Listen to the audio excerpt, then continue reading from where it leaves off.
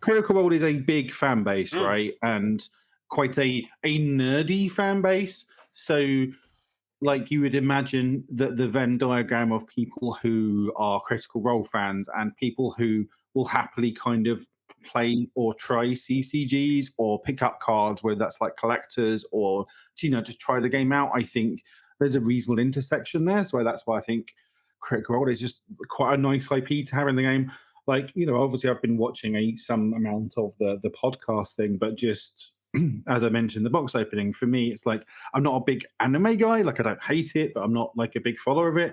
So this sort of world, even though I'm not a huge critter or anything, like I prefer. I can sort of, I guess, get on board with the sort of D&D fantasy side of it a bit more. So yeah, I just really like the set, really. No, that makes a lot of sense. But I've gone well deep into the well of Critical Role. I think I'm on episode 96 of campaign 2. So I'm going a bit slower with Mighty Nine than I was with Vox Machina. I don't know if it's something to do with the pacing or like how Vox Machina feels more campaigny, whereas Mighty Nine is a bit more episodic. The kind of everything with Vox Machina, it's kind of we've got to do this, then we've got to do this, and it's like a progressive thing. Whereas Mighty Nine is a bit more chaotic, and they've got so much going on in one time.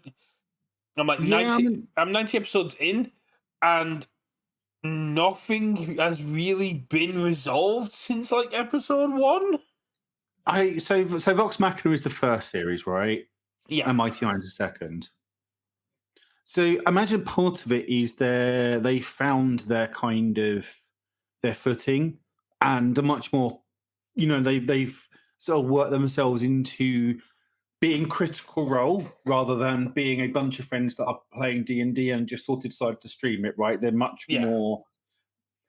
I guess it much becomes maybe a little bit more performative from their perspective of their and this is going to sound bad, but I don't mean it that way. They're almost now they're much more aware of the product they're putting out, right? In terms of the content, as opposed to they're just playing a game. And that's probably I've not watched series 2, but I would imagine there's a little bit of that, even if it's not deliberate, but just sort of subconsciously, they're a bit more aware of their audience than we're just doing this thing, we're having fun with it, and if people want to engage, and that's cool. Obviously, they're a lot bigger by Series 2, so I'd imagine that's part of that. It's also the fact that when we jump in with Mighty Nine, they're already level 9. They've already been playing for 3 years. They've already got established roles themselves. Yeah. Where with Vox Machina, but with Mighty Nine, we're kind of jumping in at the start, and we're seeing the stuff that leads up to it. Yeah, so a lot of it, I guess, is just them developing their characters, right? Yeah. And sort of getting into character where they were already there for Vox Machina. Yeah, exactly. It was kind of like even like the one that was left off the Prime show at the start of campaign 1 with the Mind Flayers and the Underdark. That has more of a Mighty Nine kind of episodic feel to it before we get the overarching Chroma Conclave kind of stuff. Yeah, I'm still sad we didn't get a Clarence card, but Clover 2 would have been so cool, but Mind Flayers are a little bit harder to get past. I'd imagine that gets into the the Wizards of the Coast sending the hammer down kind of territory. But because I don't know how like open source almost the idea of an Illithid / Mind Flayer is probably not. It's probably like Wizards of the Coast IP. So it's also trying to jam essentially 270 odd episodes into 217 cards. A lot of references. I just wanted an Illithid. Oh yeah, no, but a lot of stuff we might see. I don't know anything about campaign 3, but we could see some Illithids there. Unlikely, but yeah. And I noticed obviously our friends over at Card Goblin opened number 1 Allura. They did, and then number 2 was opened over across the pond. Yeah. So I think they've been obviously trying to tag Mr. Mercer in it and see if he wants to get number 1. Oh, 100%. And if Mr. Mercer does want to get in touch with Richard and is somehow watching this, other Richard, not me, Richard, Card Goblin Richard, just Card Goblin Richard. If you want to get in touch with either Richard, I'm more than happy to facilitate. Oh yeah, if you want to come on the pod, Mister Mercer, you are always more than welcome. I want to chat or He's learn the too game. busy running a convenience store now. He's retired as an assassin. Yeah, I'm sure that's wishful thinking, but the door is always open, Mister Mercer. You're more than welcome on UK bases. And just any if we could get any critter on here, that'd be Well, yeah, amazing. quite. I mean, I'm disappointed you haven't set that up, to be honest. But, I'm gonna point out I did email them, and unfortunately, Mhm, UVS are not allowed to post and stuff. But I have been emailing them, mhm. trying to get a hold. But it's very hard to get through to Critical Role, I'm sure and they get those sort of requests like 10 times a day. So also fires.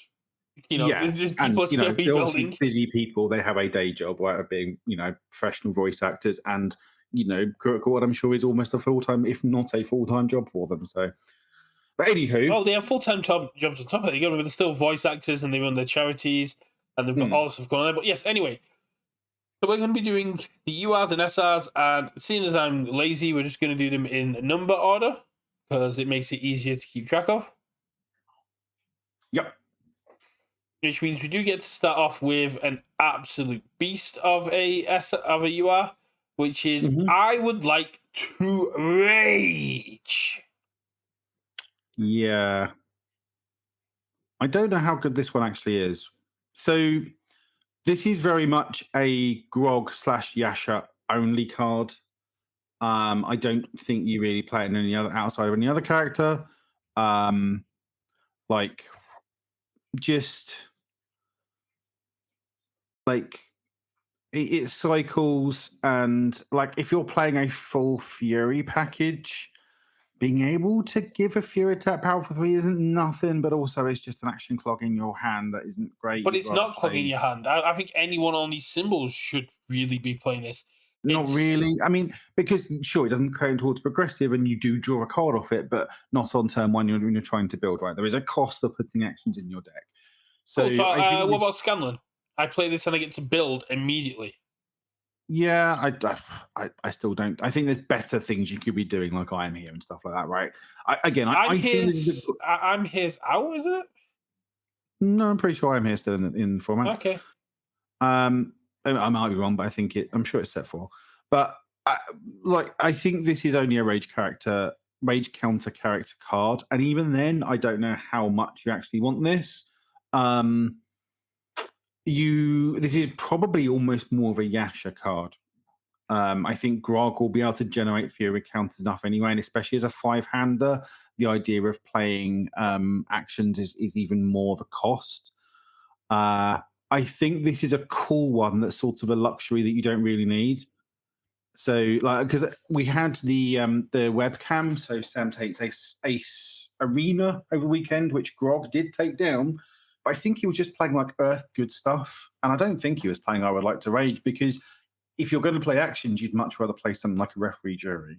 So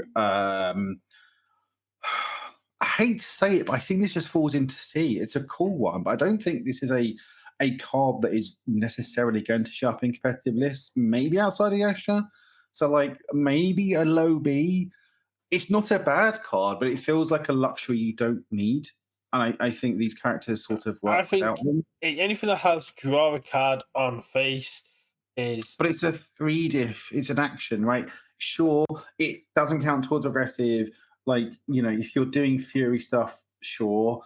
But I think there's better things you could be doing with your deck space than I Would Like to Rage. Like I think it's fine, and I think sometimes if you're playing a throw package, maybe like be able to give a throw randomly powerful 3 at some point if there's a fury throw. But yeah, I'm not 100% convinced on it. It might, like I say, it might be a low B. It might be good in Yasha, but I think just because it's very limited to those two characters, and even then, I'm not convinced those characters want it. I think it sits in C for me. I'll put it in C because you said it, but for me, it's a lot higher. It's a card that replaces itself. It has interaction with a lot of cards and symbols, especially the Dabby 3 kit that wants to put Dabby 2 kit that wants to play with actions. Scanlan gets to play a hell of a game with it.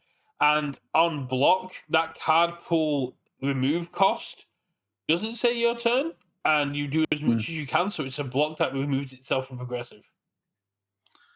Yeah, and it triggers combined firepower on face with that remove. sure, but again, I just think there's better things you can do. I'm not convinced. I definitely think you're wrong that this is a Yasha and Scanlan only card. I think this finds a lot of it. If they put anywhere on this Brawler or Brute only, then yes. But Scanlan gets to play a hell of a game with this. It's a Fury itself, so the Fury package would love to pick this up. It removes itself from the card pool, so it works for things like Luna Tijeris, I think says has left. It doesn't just count cleared. Yeah, Lunatic Harris doesn't care how it got rid of from the cardboard; he just cares Yeah. it's left. So you just get to pop Um, off with it there. I mm. think this is a lot more solid than you're giving it credit for, really. Yeah, like I said, I don't think it's bad. I just don't. I think when it comes to like, if we're looking at assuming the slant on the grading here is from a competitive standpoint, I think if Grog decks or Yasha decks end up being competitive, I would be surprised if we see this card. I don't think it would be a four of. I think they might play one or two copies if they do. And that to me, sort of where it falls into that C and it comes almost like a luxury. I don't think it's going to be part of their keep game plan. Like, I don't think it's bad. I just don't think it's part of the game plan. And that's where I want to grade like the B's, A's, and S's. Fair enough. I definitely think it's above a C. But now we got Scanlan's I hand. mean, I could be sold in a low B. Um, Yep. but yeah. Well, now we got Scanlan's hand. 2 diff, 5 control, 2 mid block, ally, punch, spell, bomb, commit 1 foundation. Commit 1 rival non-character card. You may spend the momentum and commit your rival's character instead. And response from card pool after a block is played, the next attack this turn gets +3 or -3 damage. If your character's hand size is less than your rivals, you get to build this in face down committed. This is a good one. It's got lots of text on it, but it's also really good. So this is the blood curdle that you can actually main deck with a straight face. I don't know there's huge amounts of characters that you maybe when blood curdle around that, especially with things like recovery Gorgon. But just committing your rival's character is still really good. And like the buyout of form, commit your cape or commit your VME, commit your best card, commit your decoy duplicate or whatever. Um, even if you don't have like the momentum, and if you do have the momentum, being even more solid. And then that carpool response is really strong, either on offense or defense. So like you block with this, you can then respond to itself to then Yep. give their next -3. And sometimes you almost don't want this to be cleared, so that it's like, especially on defense, like you obviously are forced to if you pay the response. But on defense, if you can have this in and then just keep, I'll block, the next one gets -3 if you need to, like, if there's someone's doing like throws and stuff, or I will put this in, everything's getting +3 if you block it. So like, okay, you block this attack, sure, my next gets +3, you're gonna have to block that one now, and blah blah blah. I just think all around this is something that will absolutely see sideboard play, and I think it's a card that you can absolutely play in your main deck as well, as a like a engine trouble almost, that has extra utility and does. I mean, sure, it sticks in the card pool, which isn't ideal, but it does do stuff in the card pool. Yeah, that's the And idea. then You if you, want it to stick in the card pool because then every time your opponent yeah, plays a block, your next attack is +3 damage. yeah, exactly. I mean, the ideal situation is that you are playing this with a life character, or a character that has a life symbol as well, and therefore can play the new rare, which says when you play a non-attack card, doesn't count towards progressive, as a response. So you can play this, have it not count towards progressive, and then go ham. You just play this on Um, Grog throws, right? You just go, oh, you need to block. Conceivably, yeah, and it works both sides, right? Yeah, I +6 mean, version. yeah, or -3 on the DR side. Again, your five-hander action space is limited. But You probably want to. you're not a true 500 because once damage starts being slung, you're going to be drawing cards. Sure, it's turn one where you're a true five-hander, and that's where you feel the pinch of the actions and assets that aren't foundations. I think referee jury is still the best option if you're going to play actions. Um, but I think this is a good one. Like this, to me, this goes into A. I don't think it's quite S because it's probably a bit more sideboard than key parts of game plan. It's more slightly more tech piece, but I think this is a very strong sideboard and tech piece card. So I think this goes into A for me. Fair enough. A's a fair shout. So then we've got moving on to the first of our vestiges. And like, two of those symbols can play walk the dog, right? So Yeah. So committing your opponent's character down and Mhm. put a tough defense when you've got War Dog. Uh, I think when I played this, Luke was saying that Mitchell probably wants to be playing this on order because it just lets me commit my opponent's character down, which lets me deal with things like Rodan and stuff. Mhm. But Cabal's Ruin, first of all, Well, vestiges. Rodan's Oh, unfortunately Tenacious, yeah. tenacious. Unique vestige. If your rival attacks your character and deals no damage, add one charge counter to this card. Inventor Thief Enhance. This attack gets -1 speed. And Enhance Commit. Remove all charge counters from this card. Your attack gets +3 damage for each of the charge counters removed away. If you removed 5 or more counters, each player mills 10. It's a 6 check, 1 control, 1 check, 1 cost, 2 high block on Chaos, Order, and Void. I really like this one. This is possibly my favorite out of the vestige assets. Um, Obviously, if you're an inventor thief, this is really good. And like it just being a 1/6 the 2 high is a good buyout. Like the cost is reasonably low. Obviously, again, there's always an inherent cost to playing things that aren't grey or orange cards, right? But especially for an inventor thief, just being able to -1 everything is really good. And then just having this as almost like a storage for a bunch of damage for when you need it. The mill 10, I think, is basically irrelevant and is just flavor text. It might come up 1 in 100 games or something, but mostly is flavor text.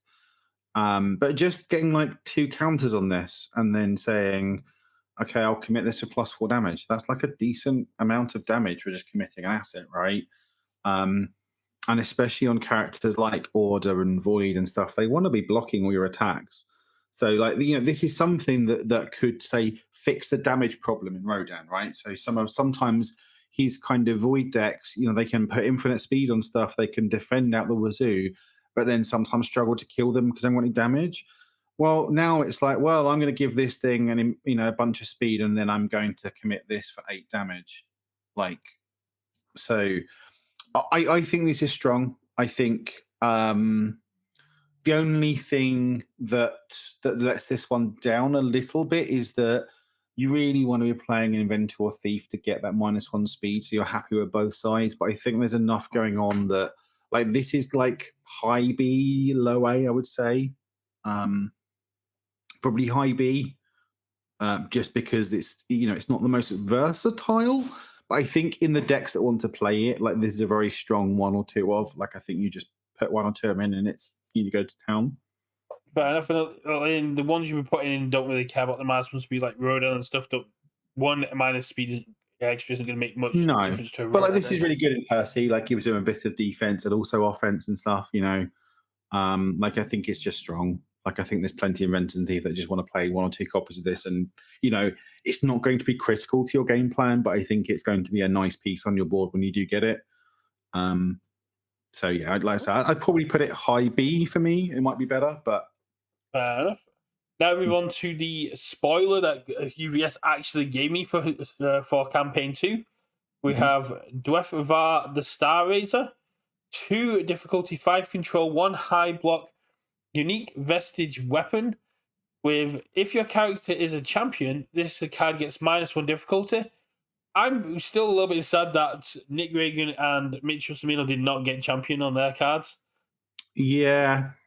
Commit enhance commit seal 1 rival foundation and response commit after you take 6 or more damage from an attack, your rival must play a non-attack card as the next form or pass. They may lose 6 health to cancel this abilities. This is very thematic, but as to how the Star Razor kind of works. Ford makes it glow within with like a radiant ethereal light, and when people attack him, they take damage back. So it's kind of going, you're going to be Mhm. punished for attacking me, so back off. Yeah. I like that I a lot. mean, And the flavor point, I think learning the standards on a stick seems very powerful as well. it's even if it said 251 high block, enhanced commit, seal one moral foundation, I'd play that card. And then it's got repeatable learning the standards. Sure, they can burn six, but six is a big old chunk. Um, Obviously, if you're a champion, it gets -1 difficulty. That doesn't really matter. Like, it's nice if you're a champion, but like, it doesn't really change the playability of the card too much in my head. It's weird Um, that this one only says -1 difficulty and not -1 to its block mod as well. Because you see, often you yeah, see it saying both. yeah, but I think this is just strong. Like, enhanced commit, seal something is a strong ability, and learning the standards, sure, they can get round it, and they pay six. So sometimes it, doesn't quite do what they want to do, what you want it to do. But like, both those abilities are strong. Like I say, enhanced commit, seal one every single turn is a strong ability. It's on death, so Shoto 4 probably wants a copy or two of this card in his deck. Again, probably just sits in the B. Like, it's like assets to me are it's hard to get too high on this. But again, it's sort of in that high B, low A to me. Um, I think it's strong. It doesn't have like this crazy impact in the game. Like, it's these assets aren't quite in the sort of VME level, like, to me, in terms of like their impact they will have on a game. Partially, this might be a case of I need to play test with these a bit more to really get a true indication of how they feel. But like, everything on the card is something that I, it's all text. I like the how it reads. So yeah, to me, again, this is another low A, high B to me. That makes sense. So then we have uh, Fenris. Fenris is Vexalia's vestige. A unique vestige weapon, 2 difficulty, 5 control, 2 mid block. While on air, death, and life, with enhanced, your range attack gets +1 speed. If you have an action in your card pool, you may change that attack zone. A response commit after your range attack deals damage. Your rival must make a check against a 7. If they fail, they commit their character. Mhm. So cheeky little thing there. No damage on face to help get the response in, but the speed kind of does help with that. Yeah, I mean, again, it's not a strong one, right? This is a little bit more limiting, right? You have to be playing a ranged package, or else this is blank. Um, Obviously, it's very good with Vex. Vex is the woman, right? And Vax is the guy, or But is it the way yes, around? Vaxalia Balance of the White Hunt is the female half Yeah, and elf. Vaxildan is the thief. Okay, cool. Vaxalia. Yeah, so this is really good, obviously, with Vex one with Mark Your Prey, because they're always going to have that action in the carpool, gets even more speed. Mark Your Prey sometimes gets damage. Being able to possibly commit their character is strong. Um, this feels a little bit less impactful than the first two. Um, Again, you're probably going to play a copy or two if you're playing a ranged package, because again, just a free +1 speed on your attacks is solid. How often that action your carpool is going to come up, I don't know. And then, like, the commit is either you commit their character or you stun them too, or if they Yahtzee a 6, you stun one on them.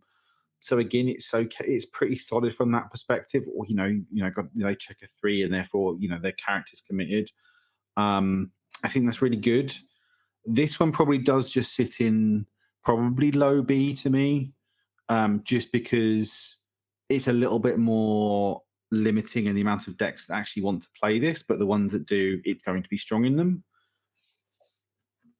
Fair enough. I mean, it's a solid card. Of Mm, course, it's going to be ranged because of what Fenris being a bow. It's only going to yeah. really want it to arranged. I'm surprised it didn't add more of an elemental aspect to it because that's kind of what it does for Vexalia. Hmm. But Yeah, she does the whole kind of fire arrows and ice arrows and things like that, right? yeah, Yeah. but no, But yeah, again, I think it's solid. I mean, all of these assets are good. You're never gonna these aren't necessarily key parts, I think, of decks, but they're just good and playable as like a one or two of in decks that can make use of them. Yeah, this is the one I was most interested in and how they'd actually adapt because the Plate of the Dawn Martyr is such an interesting vestige in the world of Exandria.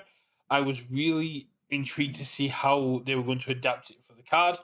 But we have Plate of the Dawn Martyr, 2 difficulty, 5 control, fire, life, water, breaker 2 unique vestige. Static ability. While this card is ready in your stage, your health cannot be reduced below 1 by rival effects, so you cannot be killed by burn. Enhance. Your rival's attack gets -1 damage and response commit. After an attack deals damage to your character, if you have 5 or less health, the attacking player loses 5 health. They may discard a card to cancel this ability. So it's very faithful to what this does in the show. It Yeah, Yeah, it doesn't cancel the damage. It kind of just absorbs the damage and reflects it back. But having that disc, I'd probably like this a lot more without that discard. But the fact it can kill kind of means they probably need that discard to kind of cancel it. yeah. So this one probably sits in C for me. Like -1 damage is okay, but isn't setting my world on fire. Um, the stopping them burning you out is okay. Probably goes up a little bit in value if like the sort of Caleb slash sort of burn strategies, like those mage. I'm just going to get you through lots of like ping triggers I becomes mean, with how many more people are relevant. looking at Dabby free thanks to Fortune's favor, that playing a dot like Yeah, this goes, you don't get to kill me on response. yeah. So I think it's okay. That response isn't great. I don't think. Like sure you can one off basically one off burn sort of burn them for 5. Obviously if it's like you know they take you down to 5, then somehow you can then take another 2 on another turn. Obviously they've always got the buyout, so sometimes it doesn't necessarily do a huge thing. Having the breaker 2 is nice on it as a 2 mid breaker 2. I just yeah, this one feels not quite as impactful, doesn't quite work with the strategy as much as the others. So this probably just sits in that high C for me. It's not a bad card at all. And I'd imagine a lot of these may probably more on life, maybe and maybe a bit on fire because I don't see necessarily water decks playing this. Not really DR based. They just want to block everything. So yeah, I think this goes into C for me. I don't think it's going to see anywhere near as much play as some of these other ones. I mean, it's one of those kind of sleeper cards you may run as a one of Mm. just to keep in. But that you Yeah. say that response isn't the best. It isn't until it kills you.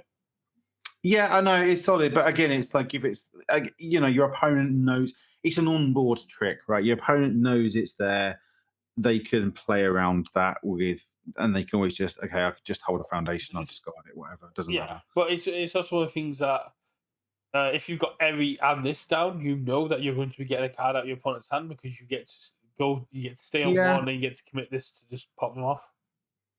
yeah. Again, it's not a bad card. I just don't think it's anywhere close to these other ones. So yeah, for me, it goes like I say, goes into C. I don't think it's quite there as good as the rest of them. Fair enough. And now we have a card that was pulled by the Dobbers at Worlds, the Spire of Conflicts. This is the Mhm. Caliph vestige.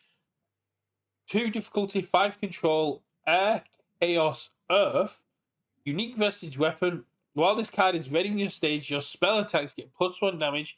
If your character is a mage or warden, rival effects cannot flip your spell attacks or cause them to leave your card pool. And response, commit 1 foundation. After your spell deals damage, draw 1 card. If this is the second time you've played this ability's turn, commit this card. So my understanding of how the rules works is if this is committed, that second line of text still works in terms of when it's committed, you don't get the 1 damage, but if you are a major warden, then that other rest of that static does still work. Yes. That's my understanding of the card. So while Um, it's ready in your stage, your spell attack get one damage is one part ability. It's a comment leading Yeah. into a full stop. And then Mhm. if you're a mage or warden, you cannot cause things to flip or leave is Yeah. a separate ability. So again, I think spell decks almost certainly going to want one or two copies of this card. I think, especially if you're a mage or warden, I'm not sure how where the sort of dividing line in terms of like if you aren't a major warden and are playing a spells matters deck, like do you want this card? Like plus one damage, everything just as a freebie is nice, and being able to just commit a foundation to draw after you deal damage again is really nice. Um, to me, the thing that sort of most excites me about this card as an asset is saying sorry, Genkai's Cape, Decoy, Condescending, all these cards are blank against me. Thanks, you've played a lot of blank cards in your deck. Assuming you're a major warden, like I think that effect is really nice. Like there's a lot of people are playing attack negates, and this just turns all those off once it's in your stage. I think that's really strong. So I think again, if you're playing a spell package with a major warden, and I think if you're playing a major warden, it's almost certainly going to be a spell package, I would imagine. Then this is going to be really strong in that deck. And if you're doing a spell package outside of those classes, again, you're probably going to at least maybe play one copy of this, maybe two. So I think this sits again probably at the bottom of the ones in B currently, but I think it's going to be part of that. You're going to be happy just jamming a copy or two in this if you're doing the thing. I mean, it depends on how popular the new backups are going to be because they do. Renee does offer warden and Sean Gilmore does offer Yeah, mage. I don't factor that into my rating at all. I'm still not a believer in backups, apart from maybe outside of one archetype, which we'll get to when we get to the secret rares. Um, I don't know whether that's a thing or not, but it might be. But yeah, I just think it's a strong ability. Oh yeah, okay, rival. I was just like, does this stop echoing? No, it says rival effects. So that's fine. There Yes, you you can go. echo and spell storm and stuff like that are still fine, Yeah, that's but fine. Yeah. it's being able to commit after a spell deals damage and draw a card very powerful, especially because that's a Mhm. commit for cost. And like plus one damage, and everything is nice, but again, just that I'm going to protect what I'm doing. You can't mess around with it. You have to either block or de-arm me. You can't negate my attack. Again, is a strong effect, and then plus one damage plus an ability to draw cards. Yeah, I think it's strong. So Main issue as a again, I think it. mage is mages are so action dependent at the moment that running Mm. a lot of these is going to be an issue, especially as a unique vestige. Yeah, again, I don't think any of these necessarily is you're going to be playing four ofs. These are one to two, maybe three if you find this is a key part of what you're doing. But I think these are like one to two ofs in decks. They are cards that are going to be very nice to have on your stage as part of your strategy, but aren't like key to making your strategy succeed. Um, so that's why they sort of sit in B for me. Um, yeah. So again, I think this just sits with the rest of them in B. Like the only one I would maybe consider moving up at this point would be like Cabals or in those archetypes. But like, yeah, I just think having them in B is sort of where they sit for me. Titanstone Knuckles, the last of our six vestiges. Hmm. Deflect 3 unique vestige weapon on a 3 difficulty, 5 control, 2 low block, enhanced commitment foundation. Your attack gets plus 2 damage and stun 1. And then response commit after an attack is blocked, destroy one rival asset or flip one rival found And your and rival rival flip flips. foundation. And brawler slash brute enhance commit.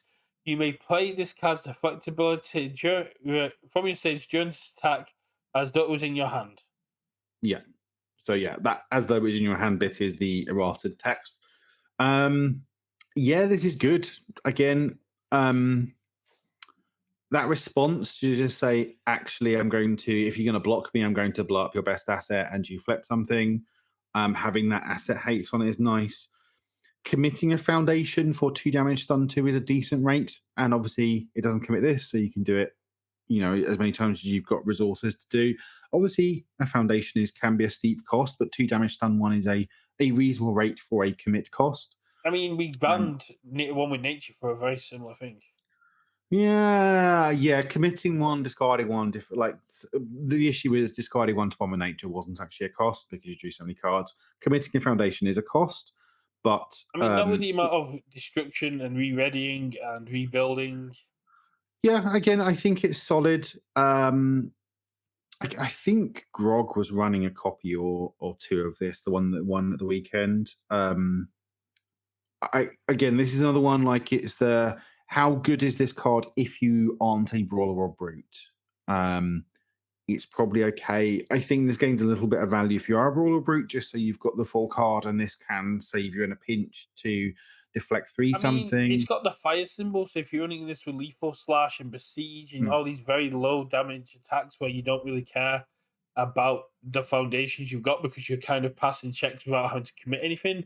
So you can Yeah, go, there are all my attacks are coming in with +2 and stun 1. I'll just keep my key defensive pieces up to keep me alive. yeah, but it is a three diff asset, so sort of the cost in terms of the difficulty of these things. Like it's not a direct climb from two to three. It's more exponential. That how the value there of being a two to three. So um, this one probably sits in C for me, but I could be wrong on that one. So they probably goes top of C at this point. Just it being a three diff, but I could be wrong on this one. It might just be again, it might be a B one with the rest of them. I think it probably you want in order to justify the three diff, you want the full text, which means I think you probably have to be a brawler or brute to want to be playing this. Again, I could be pretty wrong on that one, but I think you probably do. So Is Devil There are a few brawlers and brutes that are outside of. yeah, the one character I was tempted to try and build around with this was the Tekken guy. In Uh, what is his name? martial law. Martial Law. That's it. Because after you commit the foundation to give it +2 damage stun one, and then it gets +1 damage. Then you stun one, And he gets and speed. then you respond to get another speed. So it's quite funny in him, and also he is a brawler, I and he mean, does have Paul like how Phoenix gets to play it on fire, and you get essentially stun free for discarding a card and committing foundation. yeah. I mean, at a certain point, you've got too much done anyway. But Martial Law, I think, could use this card pretty well, and it's going to be pretty funny in him. Again, I think it's just maybe the amount I'll of be back in a characters. second. I'll let you ramble Okay. for a bit. Yeah. So to me, um, this is probably a C, but it could be that low B with the rest of them. Like there might be just enough brawlers and brutes that want to play this, and outside there's enough that have that. Actually, I'm happy to commit one to gain the damage stun two because it's a way of getting some damage. It's not terrible in your hand. Like deflect three is a reasonable number. Um, and just having the say, if you block my thing or I block you, I'm going to block your assets and your foundation. Man, I'm talking myself into a B here just for that response because it means if I block you or you block me, then I get to block your assets and it's repeatable and you're flipping their stuff. Yeah, I've taught myself into a B for this one. I think just being out, it's not enhanced. So you don't have to sort of declare up front. You just say, I've got this on stage. Now, every time either I block you or you block me, I'm blowing for assets. And there's so many good assets at the moment that I think just having that effect is probably valuable enough. So, yeah, I think I've taught myself into a B for this one. But talk someone Um, to a B. Yeah, just kind of reading through that response really. So because it's not after your attack is blocked, it's after this attack is blocked. So you get to do it blocking Yeah. theirs, they get to and then blocking you. And there's enough good assets that having a point and click, I want to blow this one up, and then they flip a foundation as well, I think is strong enough to justify that I think I've taught myself into a B for this. Fair enough. I'll put it into B. Then we have Aerial And I am going Goblin to build Bolt. something on martial law with this, I think, because that sounds Nice. funny. We have Aerial Goblin Bolt. 3 difficulty, 3 control, 3 high for 3 damage, 1 mid block. Ranged weapon with blitz, seal 1 rival foundation, and a response from the card pool. Flip as cost. After a blitz or enhanced abilities played, cancel it. On air, chaos, and void. And this is just absolutely nuts. It is and it isn't.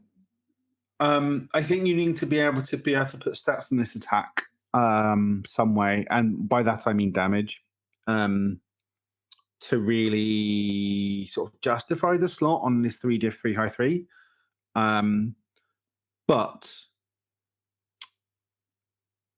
the blitz to seal something is solid. Like if you're attacking with this, obviously it's a weapon and a ranged, so those sort of package characters can happily use this. So like playing this at the end of a vac string, giving it like 3 or 4 damage, sealing their thing that they were relying on to block, or even just playing it early, sealing something, and therefore you then got the cancel. And I don't think this has been errated to say non-character, to the best of my knowledge. No, why would it? It probably is intended to. Yeah.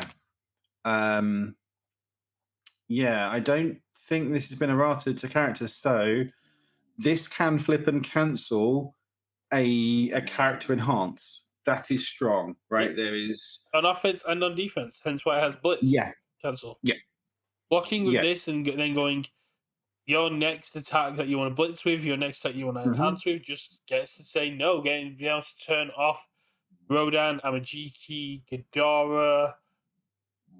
Be able to just go. Godzilla has to play a little bit more fair because he didn't get to momentum strike. Hmm. Yeah, so I think you want to be able to put damage on it, or else it's a bit of just kind of like air, and it's almost like then you're playing it almost as an action rather than an attack. This is at least an A. I don't think it quite makes S, but I think this is an A for me. Again, I think it's a really solid piece in those characters want to use it. Like I think Devil Jin can use this quite well for just stuffing it in the card pool as opposed to actually playing it, and having that as a cancel is nice. Um, I might be underrating it a little bit, but I think this is an A for me. Um, yeah, yeah, I would go with A. Then we have Bagpipe Cacophony. Cacophony. Cacophony, yeah. Mhm. 5 difficulty, 3 control, 5 high for 5, 0 high block, slam weapon on life, order, water. Reveal the top 3 cards of your deck. Put one of the revealed cards back on top of your deck. Put the rest on the bottom in a random order. Response after you block a card, add one backup from your discard pile to your hand. I don't like this one. Like, it's got a really nice block on it. Like, I think if you're even remotely going to consider this card, you need to be able to have you have to have that response be live. If that response isn't live, then this card is not even remotely worth it. And even if that response is live, like it just being a 5 high 5, like slammer weapon is fine keywords, and then like effectively confirming your next check is okay. Like it's not terrible at all. It's totally okay. But like it doesn't excite me in the slightest. Like it's got a really nice block on it, but you really have to be doing the backup thing, and I don't think necessarily the backup deck's going to want this. Like, this probably just goes into D for me. Like I I just mean, don't the see anyone response can be playing it. blank as much as you want. A 5 high for 5 on a 5 with 0 high block is very powerful. And It's the blitz okay. is being There's able to better things to do. being able to confirm what my next check is going to be or what I'm going to be able to draw off with. If it's something that I want to draw, that information can be very powerful, as well as in some decks having no one goes to the bottom of my deck can be very powerful to secure things for the future. I don't know. I think this is a lot more. This has got a lot more behind it than you're giving it credit. I don't know. It just feels like I want something more impactful. I'm a 5 diff. Like, then just confirm my next check. Like again, if you're getting all of the text live on this card, then it might be okay. But I still think even in that scenario where everything is live on this card, I think it's still a C. Like I don't think it is setting the world on fire, and I think there's going to be other things you can do better than this. So I think in the majority of times this is just a D. Like I don't know. I just don't see it with this card, right? Because yeah, you can confirm your next check, or you can, if you've got a card draw, set up the thing you want to draw. But yeah, again, I just don't see anyone playing that card. But again, I might be completely wrong. Blessed Metal Ital? Blessed metal, Really? metal. Yes, it's like testing your metal against No. something. Blessed Like, Metal, Fury spell weapon, 4 difficulty, 3 control, 4 mid for 4 with 2 mid block. Blitz, if you've gained health this turn, draw a card. And then if you're at maximum health, this tech is +1 speed and +1 damage. So dropping this early is very powerful. And in cards like Ymir and in Pike has a lot of legs already because Pike being able to heal up on every attacking Ymir, I famous mean, for you say really powerful. This is a really cool uncommon. That's my beef with this card. This isn't a bad card at all, but this feels such like an uncommon, and partially that's because it's if you printed an uncommon with the life symbol that said if you've gained health this turn, draw a card, that's too powerful. That alone is too powerful. no, it's just a 4 mid 4, and like sometimes it'll be a 5 mid 5, right? It's like part of the issue is that I look at this through the lens of battle or release, and this ain't battle or release, right? And I appreciate very few attacks actually are because that's one of the best in the game, but like it's very mid, like maybe not uncommon, but this could be a rare. This does not feel like an ultra rare to me. I mean, you could Uh, play this with battle or release. on the water symbol, I guess. Yeah. Um, but I just again, it's solid. Like, yeah, you can. This obviously works well with best buddies. You can respond, gain a health. Therefore, you can play this as your first attack and do the thing. But that's only if you've actually gained health, right? I So I don't know quite know how the ruling works. Is if I'm at max health, I play this, I respond with best buddies to gain a health. My You life haven't gained total health. doesn't. If you're at full health, you don't get to. You need to have some kind of burn. If you haven't gained, if you try and gain health when you're at full health, you haven't gained health. Yeah, that's. I'm not 100% certain that is correct, but I But might be how wrong. can you gain health if you haven't gained health? Because you have gained health, but the amount of health gained is zero. If that makes Well, sense. yeah. Again, I'm not So certain. if zero damage isn't damage, then zero health gain isn't health gain. Yeah, yeah. I'm not 100% certain either way on that one. I think it's most likely to be a case of if the amount of health you've gained is zero, then you haven't gained any at all. But I'm not also 100% certain that that is correct. But anyway, No, I think this is so it's going to be tricky basically to gain necessarily both of those effects sometimes. not on the life symbol. Not at all. There's enough burn ability. There's enough burn and there's enough health gain that popping up Yeah, it's one just is. having being able to gain it back up and it gain and like and having being at max health, right? This feels like a rare. This doesn't feel like an ultra rare to me. It's solid. Like I think it goes into C. I'm not even sure. Like character like Emir might want this, but I think there's probably better things for Emir to be doing. It's very mid. Like you doesn't have like any X or powerful or anything like I mean, that. It's like if I was going from say Spectre Terror into Blessed Mantle, knowing I could get my health down, then heal it back up, guarantee I could draw the additional card, get the +1/+1, making this a 5 mid for X, probably by that point 10. sure. You're going I just cool. think I've drawn a card. I've added another card to my hand, so I still have 7 cards in hand to my card pool. My opponent is in a very bad situation with how much resources I've got. I think it's very rare you're actually going to be able to trigger the +1/+1. Um, I think early on the +1/+1 is very powerful. And late game, the draw a card is going to be better, and if you can get both But off it's late still game, a it's even better. drawing a card is nice, but it's still just a 4 mid 4.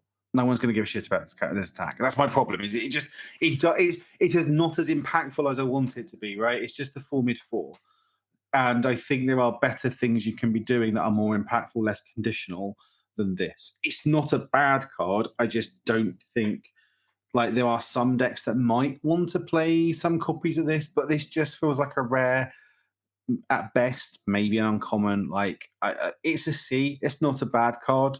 I just, I just don't think decks are going to play it. I mean, I might be wrong, but I just like it's very mid. It's very like doesn't really affect the boards too much. It's like sure I can. It's sometimes it can trips, and sometimes it's a 5 mid 5. Because like even if it wasn't if your maximum alpha gets +1/+1, right? If it was just a 4 diff 5 mid 5, if you're going to health this turn, draw one card, I'd still be iffy on it. Like I'd have to give it a higher grade, but I'm like, no, it's still just a 5 mid 5, and it's good stats in the 4 diff, sure. But like, yeah, to me, this goes into C. It's fine. It's not great. It's not terrible. I don't know how much play it's going to see. Like it's going into the bottom of C. Like I think it's worse than the asset, and I would like to rage, but it's better than the stupid Toad card. And just it just doesn't excite me in the slightest. And I just don't think decks are going to play this card that much, if at all. Then we have Channeling Spell Seal, a 4 diff free control, 2 mid block, Chaos Life Void, charge, Deadlock Stun to spell. If your rival blocks this attack, their block gets sealed, and you get a blitz. Your next attack gets +1 speed, +1 damage, and a response. After this attack deals damage, draw a card. So it's a 4, a high for 4, off zone that basically says my next attack's going to be more of a threat. Do you really want to block this? Well, you do because I get to draw a card. But if you're Yeah. playing an omni blocking, you better have that off your card's face. Yeah, this is really cool. Like this is what I want out of an ultra rare. Like this is so much better than that blessed metal, right? It's off zone. It has like that deadlock stun too, which ain't nothing. Like it carries the stats you're getting out of it, the extra stats +1/+1 is a pseudo guarantee as long as you're planning on playing another attack and then being able to draw a card. And that, if your rival blocks it, seal their block is a really strong ability, right? People are playing Airy Smiles and Showdown and whatever other like vial seizing with breakers. Like this card, they cannot breaker it, they cannot Airy Smiles, they can't face shield it, they can't any other sort of on block tricks. If they block it with the aerial goblin bolt, well, no longer that you can't respond from that from the card pool anymore. Or like Scanlan's hand. Well, actually, no, it gets sealed. You can't respond. So It it's like, can't be Dimension Sphere, can't be Absorb Spirit Strikes. yeah, yeah, none of that. So that static text is really strong. So often you are just going to be able to draw the card off this, and they'll take 4, or they block, and you've carried to forward some stats, and this is quite a nice sort of when that's an open or like the second card in your string leading into your spell storm or whatever else you're because like this is very much going to be like part of that I think spells package. I think this is going to be a strong one in that. Like it's draws you a card, and like even if you're not necessarily playing a spell of matter, sometimes on symbol this might be okay as like just a flourish card. But I think it's going to be definitely see a lot of play in those sort of spell decks. It's not crazy, but I think it's a really sort of solid role player in those decks.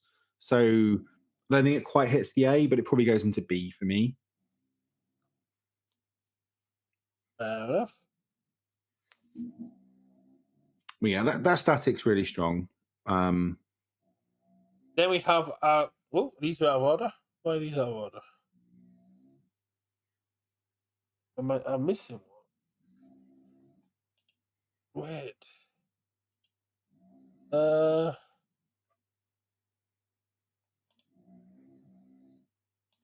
What?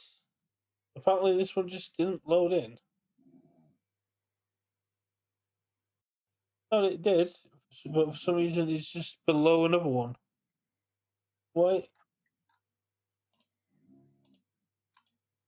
What in the world? Okay, let's move over What have you here. done? Gravity. I don't know. Basically, for some reason, Earthbreaker is above everything when it shouldn't be. Because it sort of is in the set, right? In terms of like the set order, this is how it works. In Yeah, that, like the secrets are sort of split out amongst the okay. ultras. Bam's losing my mind. Okay, so yeah, we have Earthbreaker, 5 difficulty, Mhm. 3 control, 1 high block, 3 low for 5, stun 2, charge, punch, blitz. If your rival has more foundations than you do, draw a card. Card pull response. After you draw one or more cards, this attack is +1 damage. And response after an attack deals damage, destroy one rival foundation committed during this attack. So with the stun 2, you're kind of guaranteeing that unless they have a cancel. Well, or they block it, right? Yeah. Um, I mean, every set's got to have a haymaker, right? And this is our 3 for 5 with stun 2 that conceivably draws a card and gets you some resources, right? So this is our haymaker of the set. Except we got a low haymaker this time. It's really good. It's not crazy, but it's really solid, and it's going to be a solid role player, like in maybe decks like Grog or possibly Pony, or I think there's going to be plenty of decks that are just happy to put this in there as a Does value Pony piece. play 5 diffs? I mean, you can do right. You can play that, and because you that response is basically always online for you, the carpool one, and quite often because you're aggressive, sometimes you will not build as much as the opponent. So I don't know whether she would, but I think it's not inconceivable that Pony could play this card. It might be a little bit better in sort of in your 5-handers, just because you're almost certainly then going to never always going to be able to trigger the draw card, and that's a big part of this card. Is you always want to have that true haymaker experience of it's a three, three speed 5 damage stun 2 that draws you a card. Like you really want that. But they are very much priced into blocking it, or else you're going to block one of their stun things, and then still has an effect in the card pool if they do. Either way, right? It's still going if you're able to draw cards. So there's a bit more hoops to jump through to get the full value out of this. But everyone draws cards right on that foundations and stuff, so you can conceivably pump damage later in the string. Like it doesn't go into S for me, but this probably goes into A. Like it's just a very solid piece. I think a lot of decks are going to play. It's not crazy, but I think it's just usual haymaker sort of value town, and like a 3 low for 5 stun 2 um, isn't a bad starting point, right?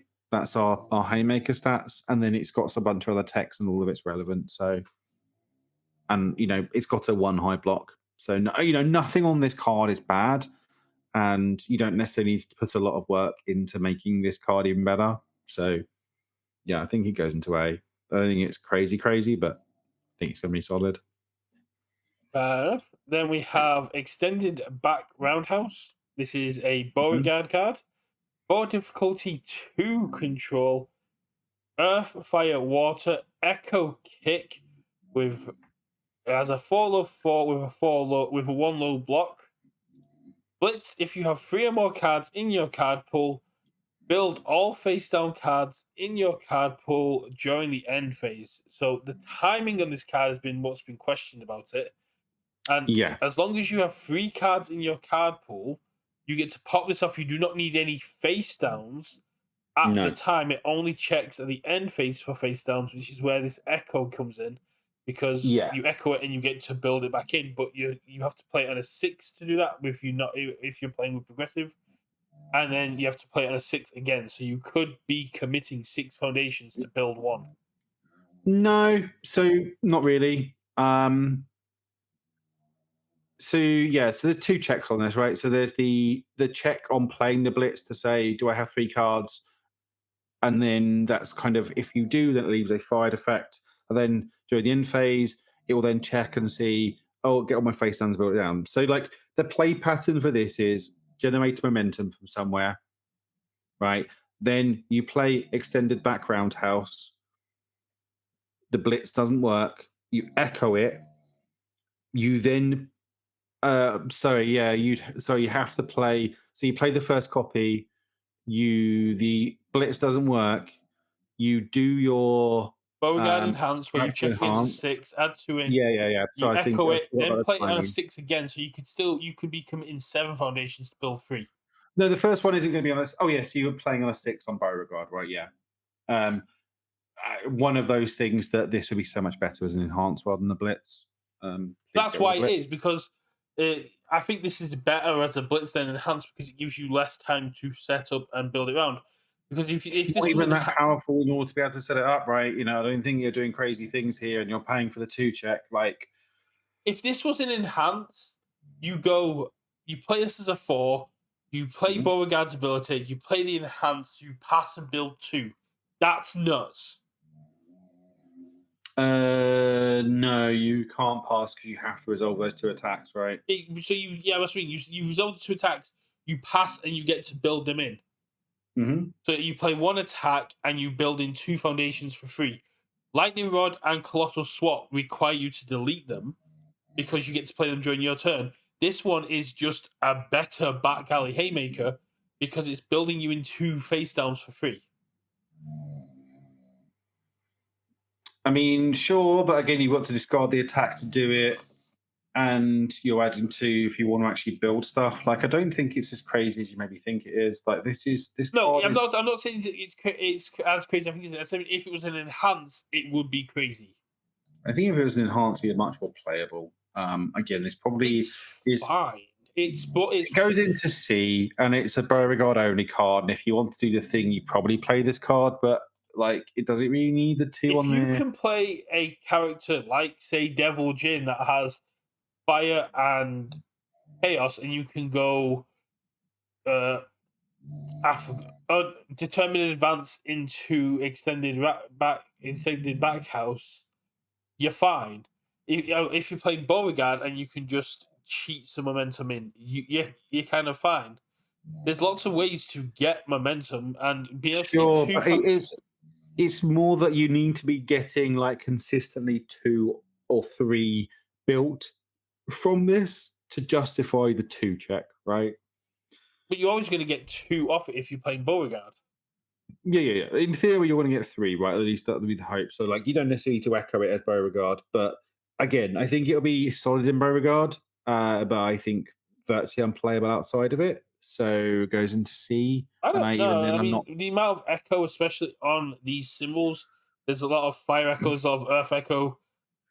You know, You can, but again, I just don't think there's enough to justify playing a 2. I mean, if you could go Tetra Terror, Echo Tetra Terror on Overhaul, and then say play this from built down, so it ignores progressive as your third card, and go cool. I'll now build in all this stuff that I now have access to offensively and defensively. Yeah, I mean, there might be something where you're stuffing your own card pool with face downs. I don't know, but yeah, I don't see it, and I don't see it. Like, there might be some other stuff you can do, but this just goes into C, and it's like for me Again, a very alone card. you have to check how many actions also have a response on play, because if you can play this respond with an action, get 1 additional into your card pool, you can get the blitz off a bit earlier.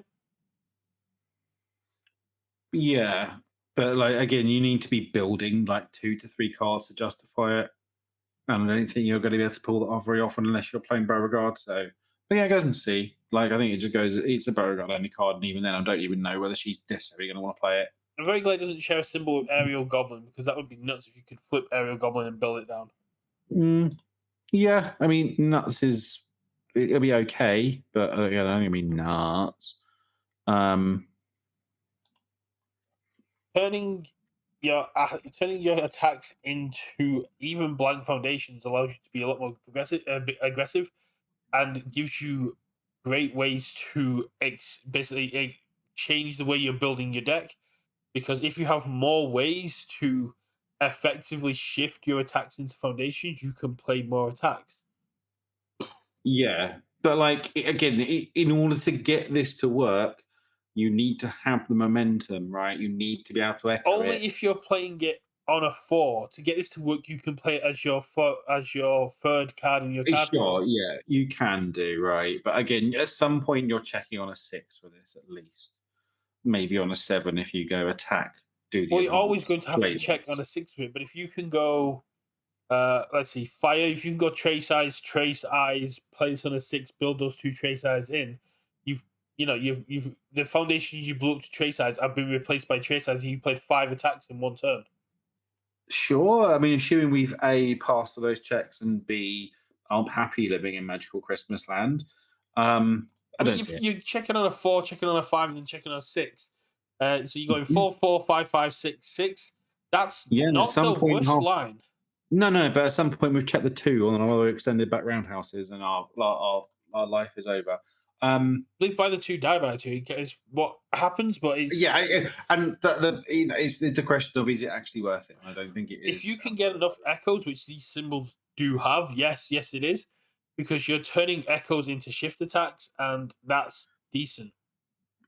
If you've got ways of generating momentum, right? That's part of it. Like you need But to that's why things like like trace there's eyes. so much setup you need to do outside of Beauregard to get this to do the thing. Like I I mean, just again, that's why let's trace eyes is such a great one for it because it doesn't require you to have the Mhm. momentum to do it. Or there are cards like Determined Advance, which generates the momentum for you. Although these are symbol locked, attunement is still a thing within the set and other Yeah, sets I know. that I know. allows you to generate a lot of momentum. There are things you can do with it. I just don't think those are particularly good or effective things outside of doing other stuff. So that's why it goes into C for me. Anything that turns every card in my card pool effectively Mhm. into a card, it also makes condescending explanation a lot worse. Sure, but yeah, we're not playing a two check just for that. Again, part of the issue here is it's got a two check on it, and I don't think it's powerful enough to warrant outside of Beauregard to warrant the two. I think something that can build all your face downs is more than powerful enough. Yeah, It's a, no. yeah. It's a shame that it's gone when we've now lost a lot of the card pool stuff and we could do for ourselves. Mhm. But I mean, I'd have to double check the Mina 3 symbols because there's a lot of stuff for Mina 3 and Mina 2 support that came in after set 3 that just lets you Yeah, put in and stuff like face down. I'm sure you can bend over backwards and make this card work and make it good, but like I don't think that makes a good It's not deck. about bending over backwards to make the card work. It's just basically slotting this into a strategy that's already kind of using that. Similar to, like Vaxeldan. If you put this into a Vaxeldan deck, which is already looking to pump its card pool full of cards, and then go, cool, all those cards I pumped into my card pool now get to build down, you can pop off very quickly. Yeah, I'm not a believer. I think outside of Beauregard, I just don't see this ever going to see play. So But next we have Gravity Well, a 4 difficulty, 3 control, 4 low for 4, 1 mid block on the Chaos, Void, and Water symbols with Mage powerful 4, so limited to Mage characters. A Mhm. spell with Blitz. Cards cannot be flipped during this attack. And response, after you play this card, foundations cannot be destroyed for the rest of the turn. Your rival may commit 2 foundations to cancel this effect. So this is a great answer to cards like Trace Eyes, which go, well, you may have the enhance that lets you destroy a foundation to play the echo, but I'm going to block with this and say that you can't do that. This card has the funniest interactions in this set. So the Blitz, obviously, you can do the funny thing of stacking up button collectors and then activate the enhanced drawbilling cards and not actually flip the button collectors. Works with the Mage's Satchel or whatever it was, the one that says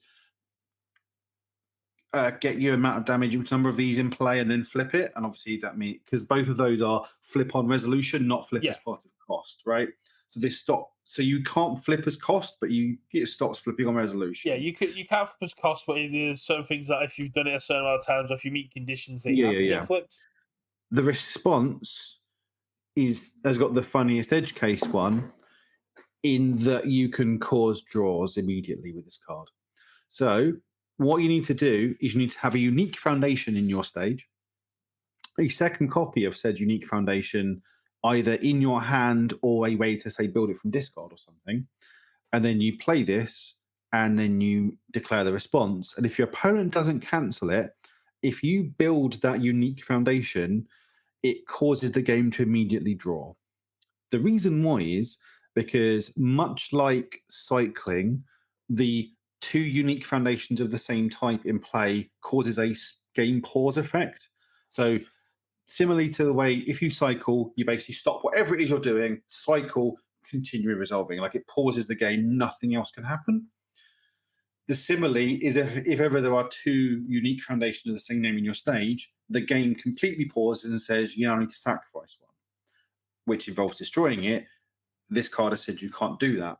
So it says you need to destroy one, you can't. You need to destroy one, you can't. The game never unpauses, immediately draws the game, go on to the next one. It's ridiculous. I mean, Um, that just seems like it just needs to be a thing of doesn't include, as a thing of like FAQ unique still that's, counts. I don't know whether there's been a official ruling from like Tim Friedley or anything, but to the best of my knowledge, like the on the Discord, like the usual rules guys have said, yeah, that's just sort of how it works. And I think Lenoko's put something in there that yeah, it's something I need to kind of It'll be look something at. that's addressed, but it's one of those things that I don't It's, think there are many players in our communities, especially for like local plays. Maybe it needs to be addressed before Denver because someone might try and oh, pull stuff. it's not a real situation, right? I think it's never really going to come up. I just wanted to raise it because I thought it was funny.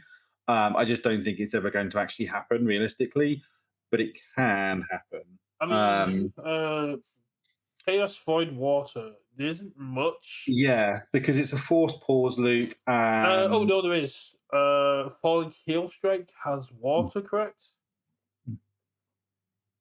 So if you could unflip a unique foundation while you have a unique down, yeah, yeah, similar. Like again, I think that's how that works. I don't know whether it's a draw or a double loss. That's the thing I'm not certain on. it's not a draw or the loss. It creates an infinite. It creates a broken game state. Yeah, well, it's just like you're in your the game is in a permanent loop forced pause loop. The game cannot resolve, so therefore the game immediately ends. So But similar to how as if you does it went, say in the rules that the game ends? yeah, yeah. If in all card games, if you're ever in an unbounded loop But where but we don't the have player can but we don't where a have those player loops in cannot, our game, so it won't be part of our rules, right? what's that? Yeah, just because something generically applies to all card games doesn't mean it's part of our rules because the design As team well, kind of no, got I'm their way pretty to do sure it. that's also part of it. So if there's ever an unbounded loop, the game just stops and therefore you resolve it. Like quite often when there's loops, a player can interact at some point to say stop and do something else. This is an unbounded loop because there are two game state effects that are stopping a thing happening and it just kind of keeps bouncing. And a player cannot, because it's in a pause effect, a player cannot take actions to stop that happening. So the game will Yeah. effectively, you just divided by zero in the game, right? And at that point, again, whether that is completely codified in the rules currently, it needs to be. And like I said, I believe they are Lenoko's aware and has tagged Tim Freely and Yeah, stuff to it'll looking probably into be it. addressed this week. I can't Yeah. imagine it'll be if they had anything, it'll be a case of adding something to like infinite combos, just rewinding before the effect comes in or something, or just like No, no, I'm fairly certain the outcome of that effect will be either a draw or a double game loss, and then you move on to the next game, or a double loss effectively. I don't yeah, know. no, We'll see. giving a player a double loss for a condition that they may not be able to meet is a dick move, and forcing a draw onto someone just because they pull it off. This isn't what the card was intended to do. It's No, just a no, no. side But effect it's of that. how it works within the hand waving of the rules, and Yeah, again, they might but decide to if rule the, differently for it. yeah, I think it does need to be addressed, and it would just It's be. similar to the if both players die to Cinder Convection, right, where they had to rule on that. But that So it's was those things. different because you were killing yourself to create you were the one making the choice there. If I have Yeah. no ready foundations and you play this, I don't Hmm. get to make a choice. There is a situation where you can force your opponent into not having a choice and forcing either a double loss or a draw. Yeah. And that How forcing they decide to rule that, but my understanding currently is that game ends, and whether that's a draw or both players take a loss, I don't know. We'll have to see. That I aside, don't think either one will. I think it'll just be that the unique ruling is bumped up above this. and says the unique ruling cannot be interrupted by effects. Yes, they might decide to hand wave him and say the unique ruling can't be Yeah, like pause effects. Other game effects cannot interact with pause effects, but then that stops Science Bros, I think, responding to a cycle, which it currently can. I don't know. Again, I'm not a rules lawyer here. That's just my current understanding. And sort of getting aside from the strength of this card, I just wanted to raise it because I thought it was funny. This card's fine. I think it's mage only. Like, you really want that powerful four. I think you want to be doing stuff that is um, like you want to be getting the value. So whether that's like button collectory stuff, like it being a 404 powerful four with a one mid block isn't nothing as a buyout. It being quite techy into like DR style decks and saying I'm going to block with this, and now you can't destroy stuff, say to ready Sasha, sorry Hanji, or you can't use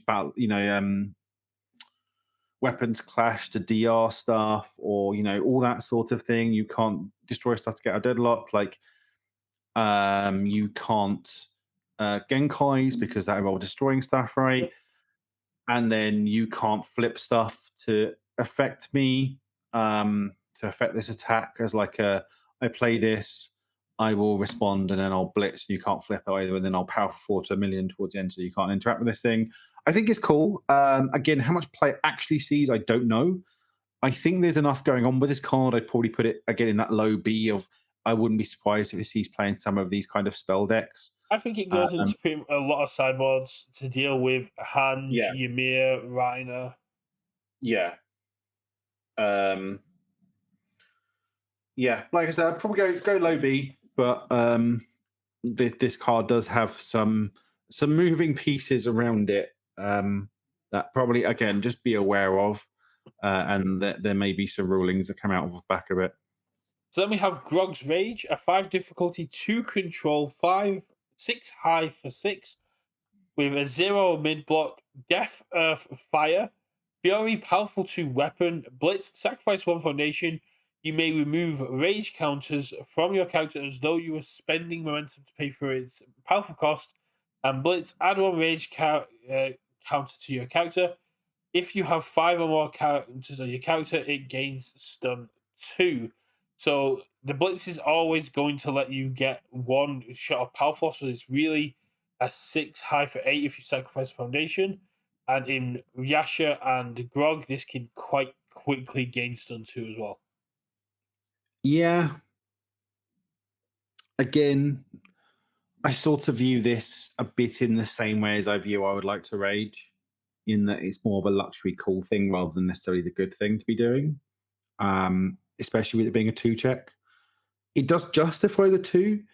Like, it's starting at baseline 6-6. It's got the 0 mid block. It's got powerful 2. Um, you effectively always kind of fuel itself a little bit. In those rage counters, being able to give this stun 2 is going to be really strong. So it's, going to be a pseudo 8 speed for 6, and then give it a whole bunch of damage. This will probably kill people, but is it better than just playing the good cards? I don't know. It's probably a little bit just because of the raw statistical output on this card. It probably goes into B rather than C for I would like to rage, but I wouldn't be surprised if actually end up those characters don't end up playing this. But it just from raw stats, this card gives is a lot, but it is a two check, and I don't know whether it's you're going to want to be playing it. Fair enough. Then we have Grovekeeper's Authority, 7 difficulty, 3 control, 1 low block on a 7 high for 7. It's a spell with on death, earth, and life. Blitz, spend momentum, build all party backups from your discard pile. Remove those cards at the end of your combat phase. Okay. It is okay. I don't think it's good. It's kind of funny if you're doing the backup If you thing, didn't need like to remove introduce them, it'd be a lot better. But the fact that you remove them means that you're not going to get the full benefit out of people. And like, there's only 6 party backups at this moment in time. Yeah, and And it is a 7. Like, that is a raw 7 you're having to play on this card. I don't think it's terrible. Maybe it is, like, you're not gonna get any real use out of you Jarrett do need momentum to play it. because Jarrett only really works with weapons, so that you're I not mean, gonna. it is big, but, like, yeah, it's probably just goes into D. It's probably not great. Um, there's probably some characters that wanna play this as, like, we're gonna do the funny party backup stuff, but I just don't think it's gonna be I very think good. this is It's going to just get a 7. stronger the more backups we see, but the fact that it's limited to party Yeah, backups yeah. is an issue, and the I don't fact know. that Caduceus doesn't really have a use for them. Hanj, yeah, technically they're foundations that can be used if you're in this in Hanj or the Beast Titan can use it to kind of transform, I guess. Yeah, I mean, I think there's like some sort of backup-y death rattle thing somewhere, but I'm not convinced that this is going to be part of it. But I might be wrong. No, I think Again, I think at most you maybe want to play like a one of this that sometimes just says, "Okay, I can build 4 backups, Death and I've already Rattle got is those." kind of really more looking probably better with the shift attacks anyway, rather than just pure backups. Well, I mean, what you can do is like I've already got the unique backup in play. I'll use this. I'll build in the one that is the same with it, and then I'll sacrifice one I've just built, and therefore I get my triggers. So it doesn't sort of it's fine. Yeah. Harness Um, on Death, Chaos Death this is the twice. reason to want to try and do the backup thing. One Not only high is it block, 4 low for 4. Blitz, sacrifice 1 backup. This attack gains Echo. Response from the card pool. After your rival loses health, gain 1 health and lose 2 health. After this attack deals damage to a character, your rival loses X health, X equals the number of backups in all discard piles. So this is great for the like the pre-release boss battles because if you can get some Shibastas or some Sean Gilmores in discard, you can do some real damage to the Mhm. bosses. And if backups become more popular, then Harness Death really gets to pop off. But I think the real main reason at the minute to play this is that card pool response. Yeah, well, I mean, it's just like you sacrifice a backup, it gains echo, which then puts another backup in your discard pile. Um, trigger your death rattles to lose them health, respond to gain a bunch of health back. I'll then lose 2 health, and if it deals damage, if you don't block it or whatever you like, this is the payoff for having a bunch of backups in your deck. And the thing that's going to kill people, I don't think it's Go Keith or Authority. I think it's Harness Undeath. How good that deck actually ends up being, I don't know. I really would like it to be a cool thing because Harness Undeath is a really cool attack if you can make it work. It's just putting a lot of pink cards in your deck, and I don't know how good putting pink cards in your Nah, deck is going to be.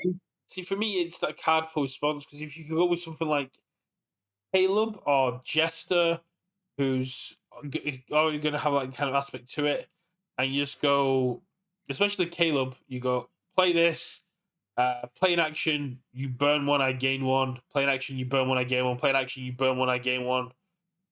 My past turn, pick it up, block with it. Play in action, you burn 1, I gain 1. Play in action, you burn 1, I gain 1. Play in action, you burn 1, I gain 1. You Yeah, turn. there's no way I'm playing it just for that carpool response. Like, I have to be doing the backup thing. Like, there's no way I'm doing that. There's no way I'm playing a 4 low 4 that might gain me some health if they burn. What do you mean might? If you play, that's why I use the example of Caleb. If you put this in Caleb, it will. Yeah, but like even then, if I'm gaining your health from it, it's still not really worth the card. Like, it's just not. Like, if you are doing the backup thing, this is very powerful. Otherwise, you're just not playing this card. Like, I think it's good. I think it's good if you're doing that thing and that deck works. But outside the deck, you're not playing this card. I mean, I probably would be if other people decide to run the backups. Or if I come across people that are going into the more backup lined attacks as backups get more powerful, because this also No. includes my opponent's backups. Yeah, no, I think you just like, all you need is like 3 to 4 in your discard pile, right? Like, you make say so even 2, like, you're playing this early. Like, you've checked one, you've built one, you play this, you sacrifice it, this gains echo. I'll trigger my death rattles to burn you, I'll gain some health. And then and then it hits you, I'll lose 2, you lose 2, which means I'll then gain 1. And then we'll echo it. And you know, do all the things again. Like, I think this is the payoff for playing some amount of pink cards in your deck, which can then have this do a whole bunch of damage and actually kill people. I don't think you play it just for that card response. I think it's fine, but like it's just kind of being able to letting you fuel itself. So you'd Um, rather play it in a deck that is theoretically worse than put it into a deck that's already looking to deal damage and just utilizing it for its health gain. yeah, I just think there's probably better things you can do in those in those spots in your deck. If you are not playing any backups in your deck, then you are not playing this card. There are better things to do. If you say so, but I think this will see a lot of play purely just because if you can get damage in, which a lot of these very fast aggressive decks will do, you're going to be going to be gaining a lot of health, and if because it's a 4 diff, it can be picked up with things like Tetra Terror, which means that you can in your mirror just go cool. Now I have more life gain sources, which means I'm getting more damage on my attacks. It's kind of win more No, there, no, like zero chances ever sees playing Emir unless Emir plays backups. or plays against backups. Yeah, no, zero chance. I think the only place this sits is in the backup deck, and I think in that deck it's very strong.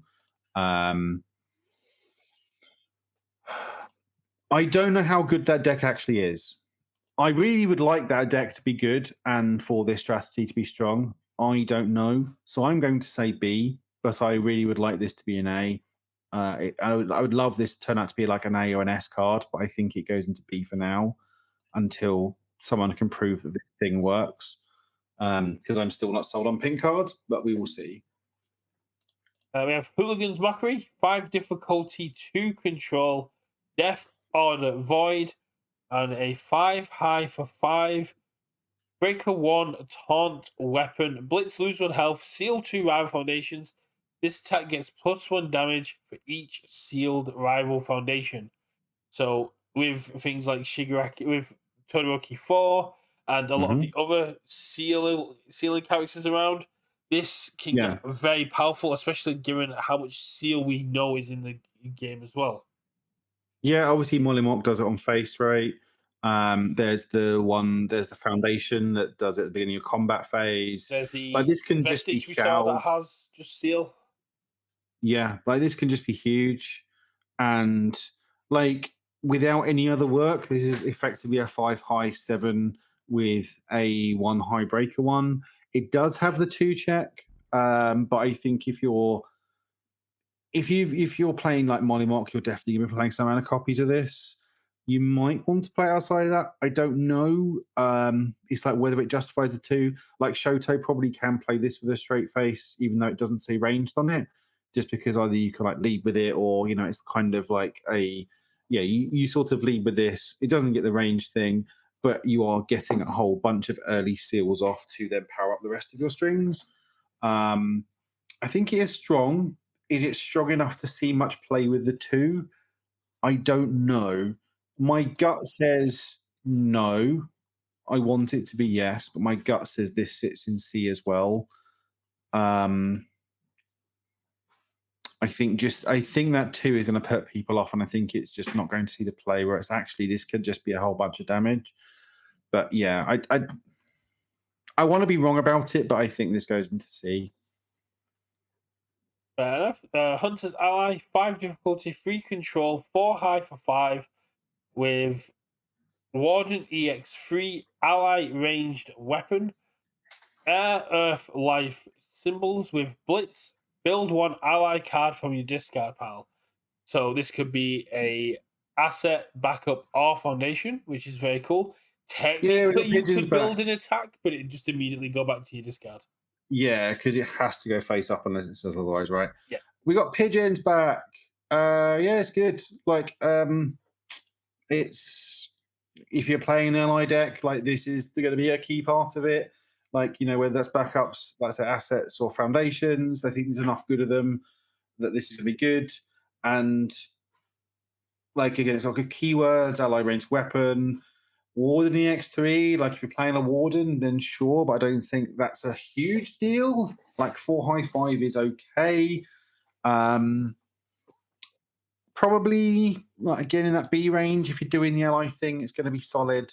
Yeah, it turns Like on this, it makes Vaxalia Build a Bear a lot more consistent because you get to Yeah, yeah. I mean, building that's your really the thing Jarret. you're going to be doing the most with this is just building in trinket, right? So, I think it'll be good. I don't think it's going to be setting worlds on fire. Like it is just a 5 diff 4 high for 5, which isn't crazy, but isn't like terrible. So yeah, I think it goes a B. Like I think it's going to be good in the ally decks, and it's not like setting my world on fire, but it's also not bad. There's a decent amount of actual allies that outside, especially when you look at things Yeah, like like especially when you can just build in Eri off an mm, attack. yeah. I don't think it's bad. I just don't think it's quite as strong as those other ones in A currently. I think you're gonna see it's gonna be you're gonna play this card, but I don't think it's like has that raw power to be sitting up in like the A's and S's. Uh, Second, just I was looking through ally cards. Mhm. 94. Oh,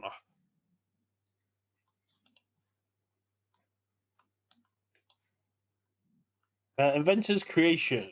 Spell Mhm. Tech Weapon. Air Chaos Order. 4 difficulty, 3 control. 4 low for 4 with a 2 low block. Response, remove 1 attack from your discard pile.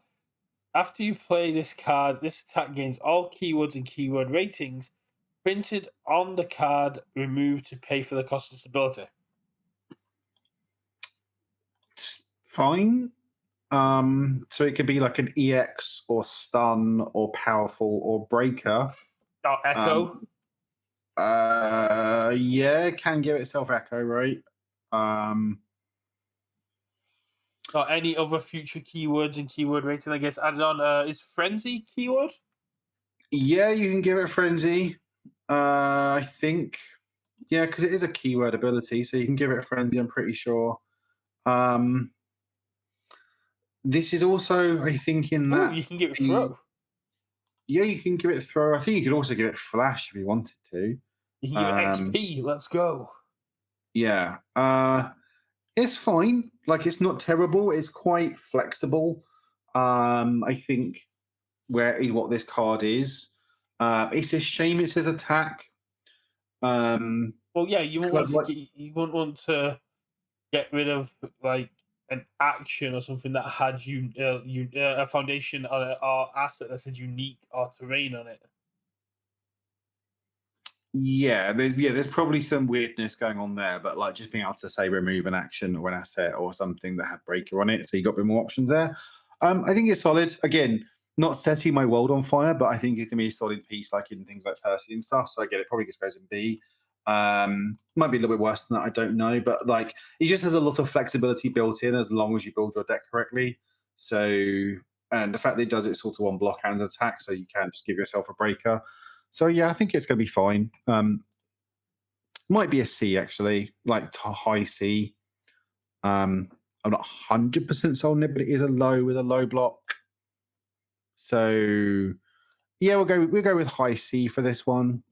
Just because it's only getting keywords and stuff, you have to have those cards like in your discard pile, like So yeah, I think high C for this one actually. I'm not 100% sold on it. It's cool, but yeah. Then we have Lightning Blast, 4 difficulty, 2 control, 1 high block, 4 low for 6 on Chaos, Earth, and Water. Spell after your attack is blocked as a response from the card pool. Gain 1 damage. It gains 1 damage to each card in your rival's card pool. And Blitz. This attack gets +1 damage to each face-up rival foundation. Yeah, I would love this card because it's just huge and then makes other things huge if they decide to block. But it is a 2, and it's a question of is this going to be big enough and impactful enough to warrant that 2? I think it might be, but I don't know. Um, Again, probably one of those big dunks you might want in your spell decks. Um,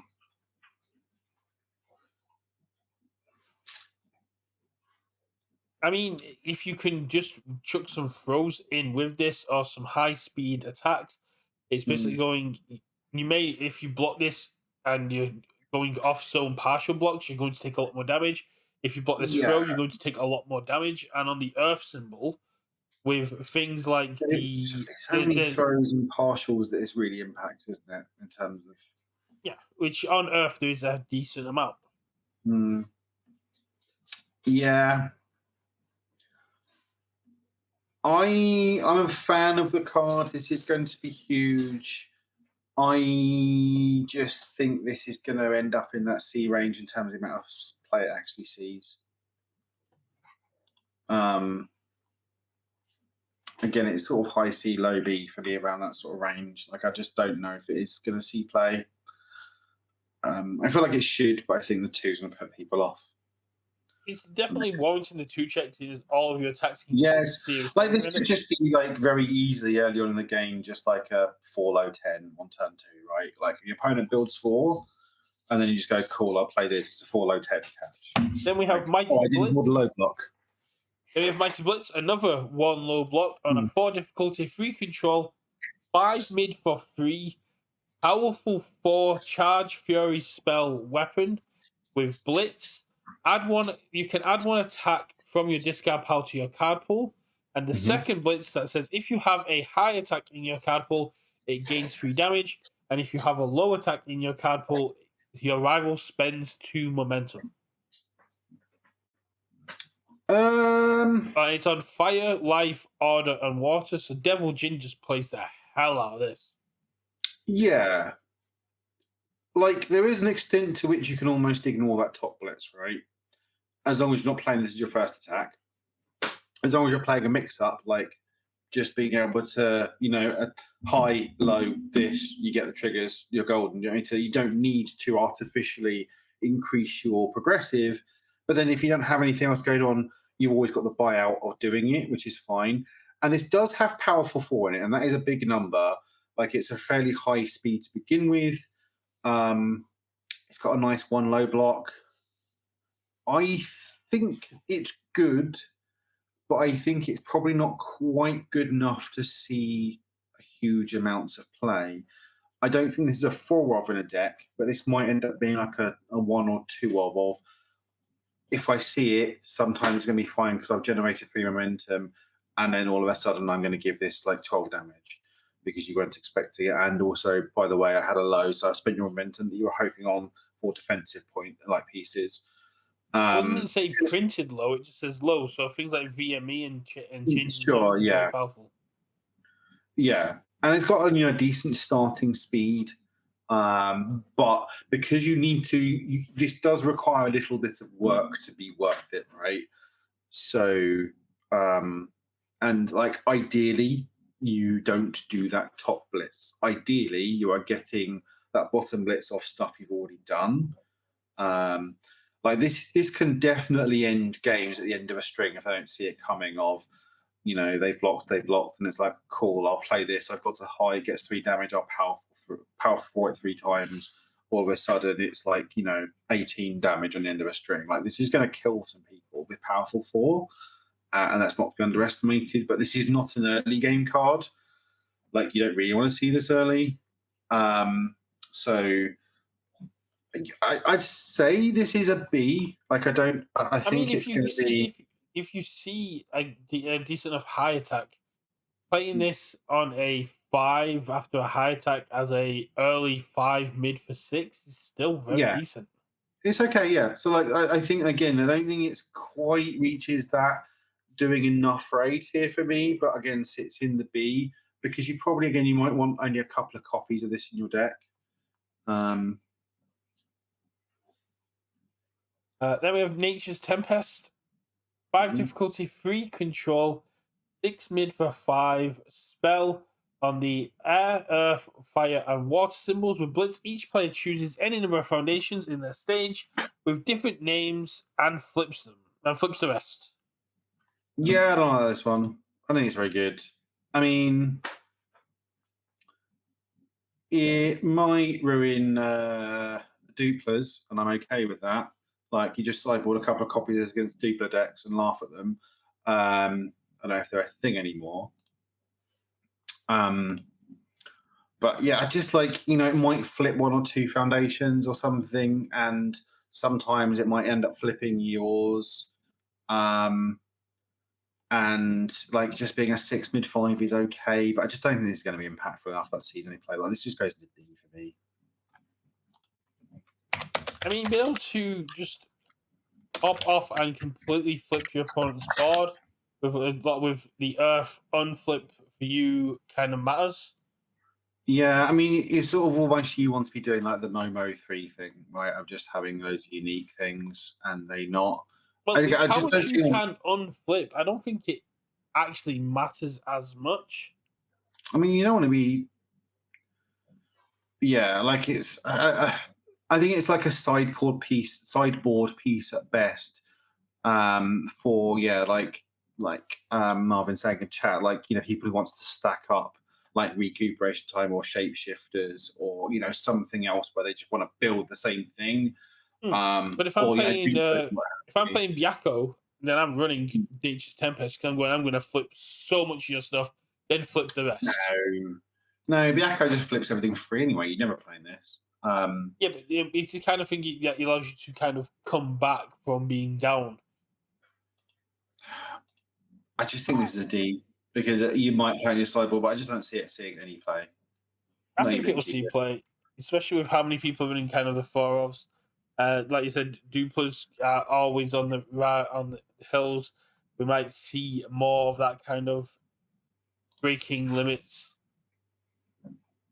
Yeah, I don't see it. I don't see people playing this card. I might be wrong, but I just think it's just not as impactful as I want it to be. I'd rather snipe their stuff with actual cards rather than this. Next, we have No Mercy Percy, 5 difficulty, 2 control, 5 mid for 6 damage, and a 1 mid block.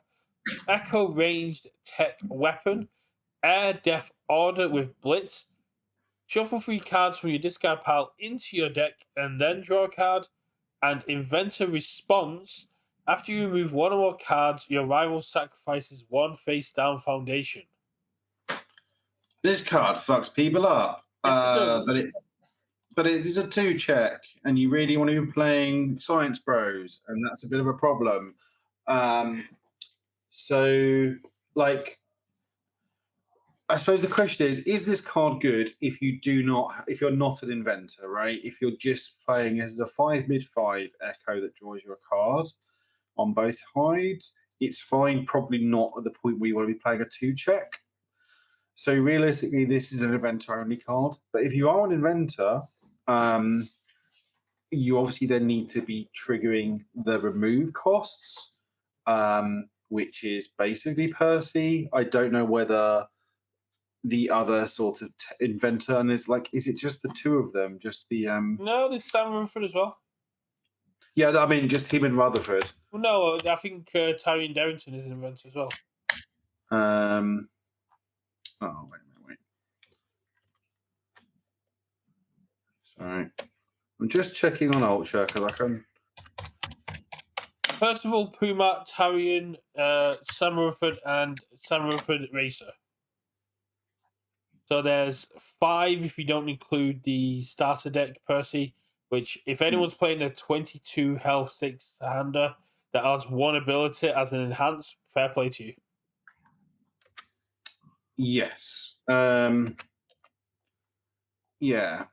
I don't think you're playing this in Tarion. No, he's asset. However, he Puma does Soul remove. could probably play it quite well. However, Tarion does remove cards, right? He does. I mean, it doesn't say from hand; it just says remove cards as cost. Oh yeah, remove X momentum, so I guess you could just. But So you could play in Tarion. I don't know whether you would, but you could. I think but the main issue is you're removing X foundations and still only getting 1 foundation. Well, you're removing your momentum, right? Yeah, you're Which moving you're X doing. momentum, but you're still only getting 1 foundation because that's only 1 Yeah, trigger. but effectively, what this is that's just gravy, right? You were going to do the thing anyway, and then you get them, and then they just debuild Yeah, but themselves that's on. once per turn, so you'd have to 1 hope you drew this, 2 have the momentum to pull it off, and then 3 spend your momentum to build in an asset from your discard just to get rid of 1 face down foundation. It's a lot of work for 1 face down foundation. Oh, sure. It's just like it makes extra, but like your baseline of 5 mid 6 echo that draws me a card on both sides is strong, Not right? in So like, Tarion, who's going to be playing a lot of assets, won't have as many foundations if we check that too. And the amount of decent assets that are free difficulty, you probably wouldn't want to run that risk. yeah, I don't think Tarion plays this card, right? But you could. Pumat again, probably not. I mean, Pumat's more consistent with that pop. Once per turn, remove one foundation from you, instead you build an asset or backup from your hand. Again, very, but you need to have. You're not playing, 30 assets or backups in the deck. So again, you're not triggering it as often enough as you want to. Like neither neither Sam is triggering it on face. So like this is basically a Percy only card, and I'm not certain Percy plays it. I need to test more with Percy because he's one of the ones I actually want to play. And even then, it probably is only a two, maybe three of at max. I think it's strong in him, like just being able to go like dual needle lunge into No Mercy Percy, and then trigger some firepowers. Actually, I'm going to debuild you 4 cards on this one attack. I think it's strong. But whether it's better to just not have the risk of the two in your deck, I don't know. I think it works better if you can find like an Irwin inventor that has order and death like It's just Percy, Percy. because you It's get just to just Percy. play the casino cards as well, which when you mill them or Yeah, when you destroy them, they get to be removed. it's just Death Percy with combined firepower. Like you might play this on air, but I think this base is like a Death Percy only card where you can trigger it like on one side of the attack you can trigger it like 4 times and once. So, but I think it probably goes into. I'm gonna put it into C because I think Percy might end up not wanting to play this card. Um, this could be a B or an A. I don't know. But I've been harsh on other people, and I love this card. I think it's cool, but whether this ends up being good enough, actually, no, it goes into B. This does enough just in Percy that I think it's going to be strong. But yeah, it's sort of that C to B range because Percy won't even play it. Arthur Maker's Fury, 6 difficulty, 3 control, 5 high for 8, with a +2 to its block modifier on Void, Death, and Fire. Fury weapon Blitz. This attack gets +1 speed for each one of your rage counters on your character. And response, after this attack is blocked, your rival loses X health, X equals 5, minus the block modifier. Yeah, this is Yasha Grog only, and No, it's it's gonna. not. What? This is a 5 high for 8 that says you need to block me, but you then Mhm. also need to have a decent enough block mode. You're not getting your things down, but I can kill you on block response if your block modifier is too good. And does have a 6. Again, I think you realistically need to be generating rage counters for this card to be playable. Um, I mean, it's a 5 high for 8, which either requires your opponent to have speed reduction or a very good block modifier to stop it. It's off zone, mhm. which means that you might get some damage, and it's 8 base damage, which is very good. And the fact it goes, if you Vile sees me here, you're taking 4. Yeah, I'm not saying it's a bad card. I just think you realistically want to be playing it where you're getting that blitz. Otherwise, I'm just like it's not doing enough for a 6 diff for me. Um, I think this is again probably in that B tier, right? It's good in the characters, it's good in, and then it's not horrific outside of it, but probably won't see play outside of those. It'll definitely see play outside of it. Mm, It's just the fact that Grog will also just run the hell out of this. yeah, even then, I think it's like 2 of at most in those decks because it is a 6, right? It And is, like there yeah, is a it is cost a of playing a six. I'm 6. not. I'm not saying that you run a 4 of it in every single deck, but there'll be a lot of decks that run this as a 1 or 2 of just to go. You die now because it's burn that kills on symbols that really do love it, and there's a lot of these symbols have got their own speed buffs. I mean, look at Void. Void has got lots of speed buffs, but struggles to kill.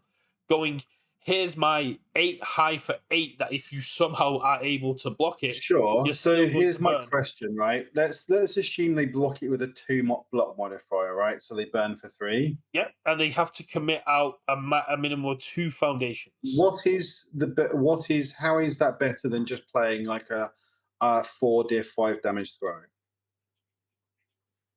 Well, you can still play the throw. It's but Right. you're not guaranteed if it's a 4 diff 5 damage throw is going to have a much lower speed, so you're not getting resources out of them. Mm-hmm. And I you agree, but like I just think like again, the impact of playing this if you're not generating like some amount of speed and rage counters is not high enough to justify playing a 6 diff in your deck. So I just don't think anyone will. So I think it's I a think B Void because I plays the think God, hell out of this. nah, It's a nah, there's base no way I 8 damage play and Rodan plays it's a this card. it's a base 8 damage attack that basically goes to a symbol that has struggles to kill, has got a load of support this season, and still has combined Yeah, but firepower to play. a 6 diff attack is not what they are looking for. So this is like a 2 of like in a Grog or a Yasha, and that's basically it. So this goes in B because I think it'll be good in those characters, but like I don't know. This could be again a C for me. Like it's sort of that B to C, and it just goes in those characters, and that's it. No, Alpha Maker will catch a lot of people off guard. It's going to do a lot of Yeah, like yeah, again, you're like Marvin says in chat, you'd much rather play Death from Above. Like there are more impactful 6 diffs. You really want 6 diff than this. Um, Pristine sword play.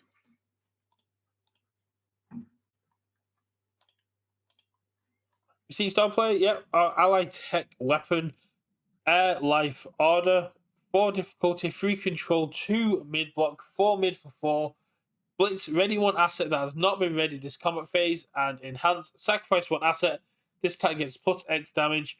X equals the printed difficulty of the sacrificed asset. Yeah, this will be really good in Tarion, right? Because he can like use Doty or what have you, ready something. Somehow we've got a boat in place, sacrifice the boat, give it 6 damage, commit Doty for 4 speed. This is just huge. Like I think Tarion certainly. I don't know whether this probably ends up maybe being a Tarion only card, but I think it will be strong in him just because of the stuff he gets to do with this card. And just re-ready and just being able to sort of move a lot of pieces around. Um, so again, probably just in the B, and it becomes like a Tarion only card. Like I don't know whether there's anyone else that is realistically playing enough assets to justify playing this card. Like Tarion is probably our replacement for Mimic as our asset character. I don't know if there's any others that are doing that sort of thing, but I think it will be solid and part of his kit. That and the powerful 5 card, but like I think he will play this card, and I think it will be good. Again, I think it's not quite got the breadth of characters that want to play this card to justify moving above a B, but I think it will be really good in him. I am really confused as to how Pristine Sword plays better than I Want to Rage. Because I think this will be really good in Taran and will definitely see play.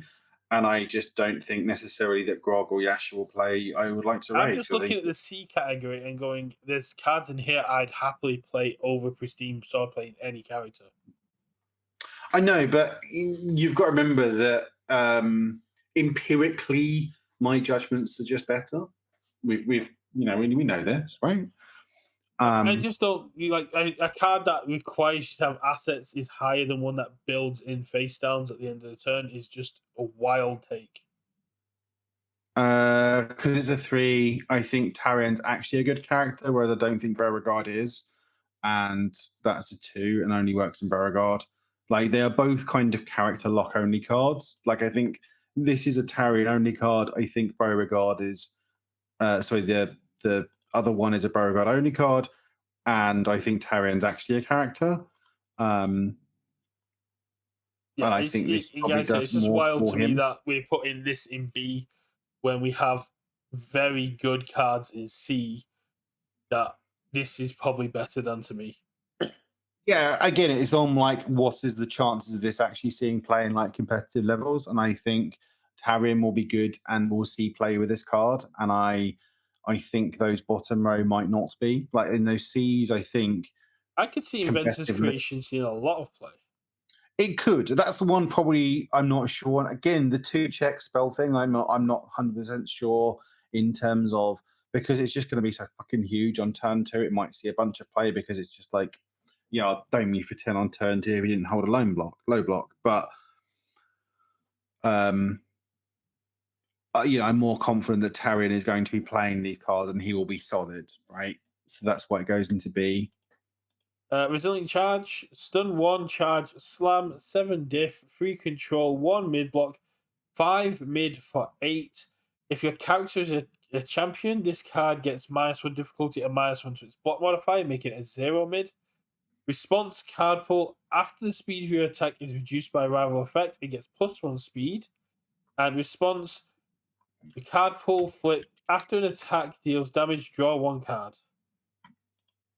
Yeah, I mean, this is a champion only card. Like, you ain't playing it outside of that. So it's like what?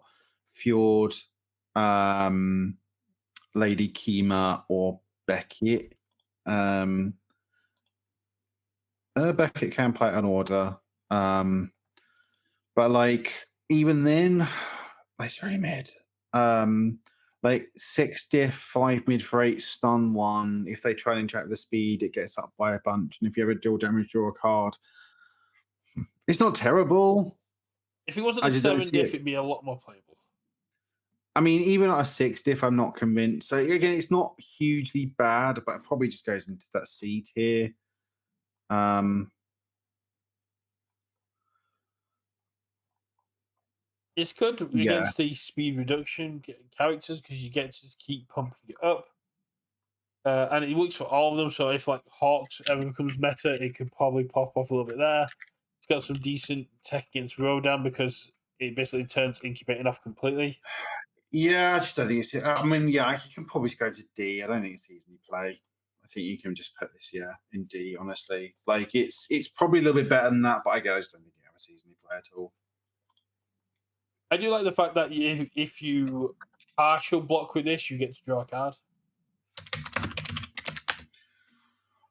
Um, yeah, but still, no, it's not seeing play. Spell, Bolt, and Sword Swipe. Fury range spell weapon on the Death Order water symbols. 5 difficulty, free control. 2 high block with a 5 high for 5 damage. Blitz, discard 1 card. If you discarded a spell this way, ready 1 foundation that has not been ready this combat phase. If you discarded a weapon, then freeze 1 rival foundation. So if you discard a spell weapon, which this is, you get to ready and freeze. And Blitz, each of your attacks with Spellbolt in the name gain Frenzy this turn. So Frenzy is the keyword ability that says response on play. This attack gets +1 speed, +1 damage for each attack that has been blocked this turn. So you can't put it on itself because Blitz triggers after response. But if you start off with this, especially on Ford, who can play 1 from discard as well, so you could eventually play No, 2 of no, these. no. Frenzy is a blitz, not a response. Frenzy Blitz? Oh, okay. Yeah. So you can respond. So you can blitz. Give it this frenzy, right? So it gives itself frenzy. It doesn't Okay. say each other. I mean, it's like again a Ford only card because he's the only one that's going to be playing spell bolts because most of the other ones are embarrassing, but he has to play them just because it's Ford. And that's it. And even then, I don't know how good Ford is actually going to be. I mean, this card is cool, but you really, yeah, you sort of play it early, and then if everything starts getting big, and this is probably the one you're trying to pick up with Ford every time. It probably the only reason his deck works. So again, probably goes into B, and it's a Ford only card, and that's it, and it's fine. In fact, it might even just be C because I'm not again a huge Ford believer outside of that. I mean, you do basically get to play this every turn. I mean, that's the plan. But yeah, I'm not a big Ford believer, so I'm going to put this in C just because I don't think Ford is great because most of the spellbooks aren't good. That's it. Okay. Spellstar. Mage Yeah. EX2. Powerful 3 spell. 4 difficulty, 2 control. Chaos Fire Void. 1 high block. 5 mid. 5 high for free. With static ability, you may flip spell cards in your card pool as though you were spending momentum to pay for its keyword abilities. And response after this attack deals damage, draw 1 card. Yeah, this is the sicko spell payoff, right? I mean, this goes into A and it's the reason to play spell decks. This just kills motherfuckers. Like you sort of probably want to be playing a mage, but you don't necessarily even need to be because just being able to like spell play this 5 high 9 catch or early I'm just gonna play it. You really gonna interact with my 5 high 3, no cool, I'll draw a card against some momentum. My next copy, yeah, I just think Spellstorm's gonna kill some motherfuckers and is like I say the payoff for the spell decks. So this goes into A and is the reason to play those, I think. But how many realistically are you going to be flipping? If you flip 2, that's enough. Even 1, right? So it becomes a 5 high 6 on a 4 diff. That's fine. And if you're a mage, you can then sort of fuck around with the speed as well. Um, yeah. So this as a 2 difficulty, but 4 diff. If you're 2 control 4 diff, 5 high 6 goes into A, and Mighty Blitz as a 5 mid for 6, which only requires to have a high in your card pool, is a B. Yeah, because that's just kind of once. Whereas this scale is a lot higher, right? But you said even if you do it once, it's enough because you get into a 5 for 6, which is exactly what Yeah, Mighty like Blitz that's is. kind of like your baseline is what I'm saying is that like that's okay, and like the same with Mighty Blitz, like at that point it's fine. Whereas this can be a 5.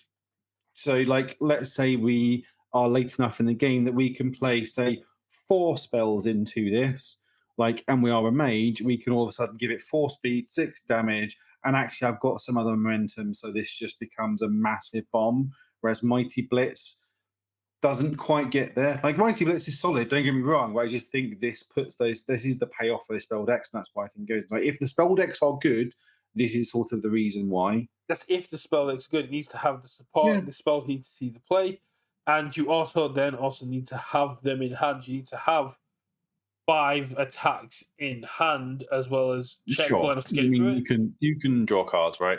That's why I just think this is the thing that's going to kill people, so it goes into A. Like I think Mighty Blitz is solid, but I think like the spell decks want to see this, and I think they will be good. And I think just being able to just kill motherfuckers with Spellstorm is probably one of the reasons why. Spirit Unicorns, 5 difficulty, 3 control, ally EX3 spell, Chaos Life Water, 2 low block, 4 mid for 5 with Blitz Mill 2. If this is the first attack of your first attack this turn, this card does not count towards progressions to play spell cards. Card pool.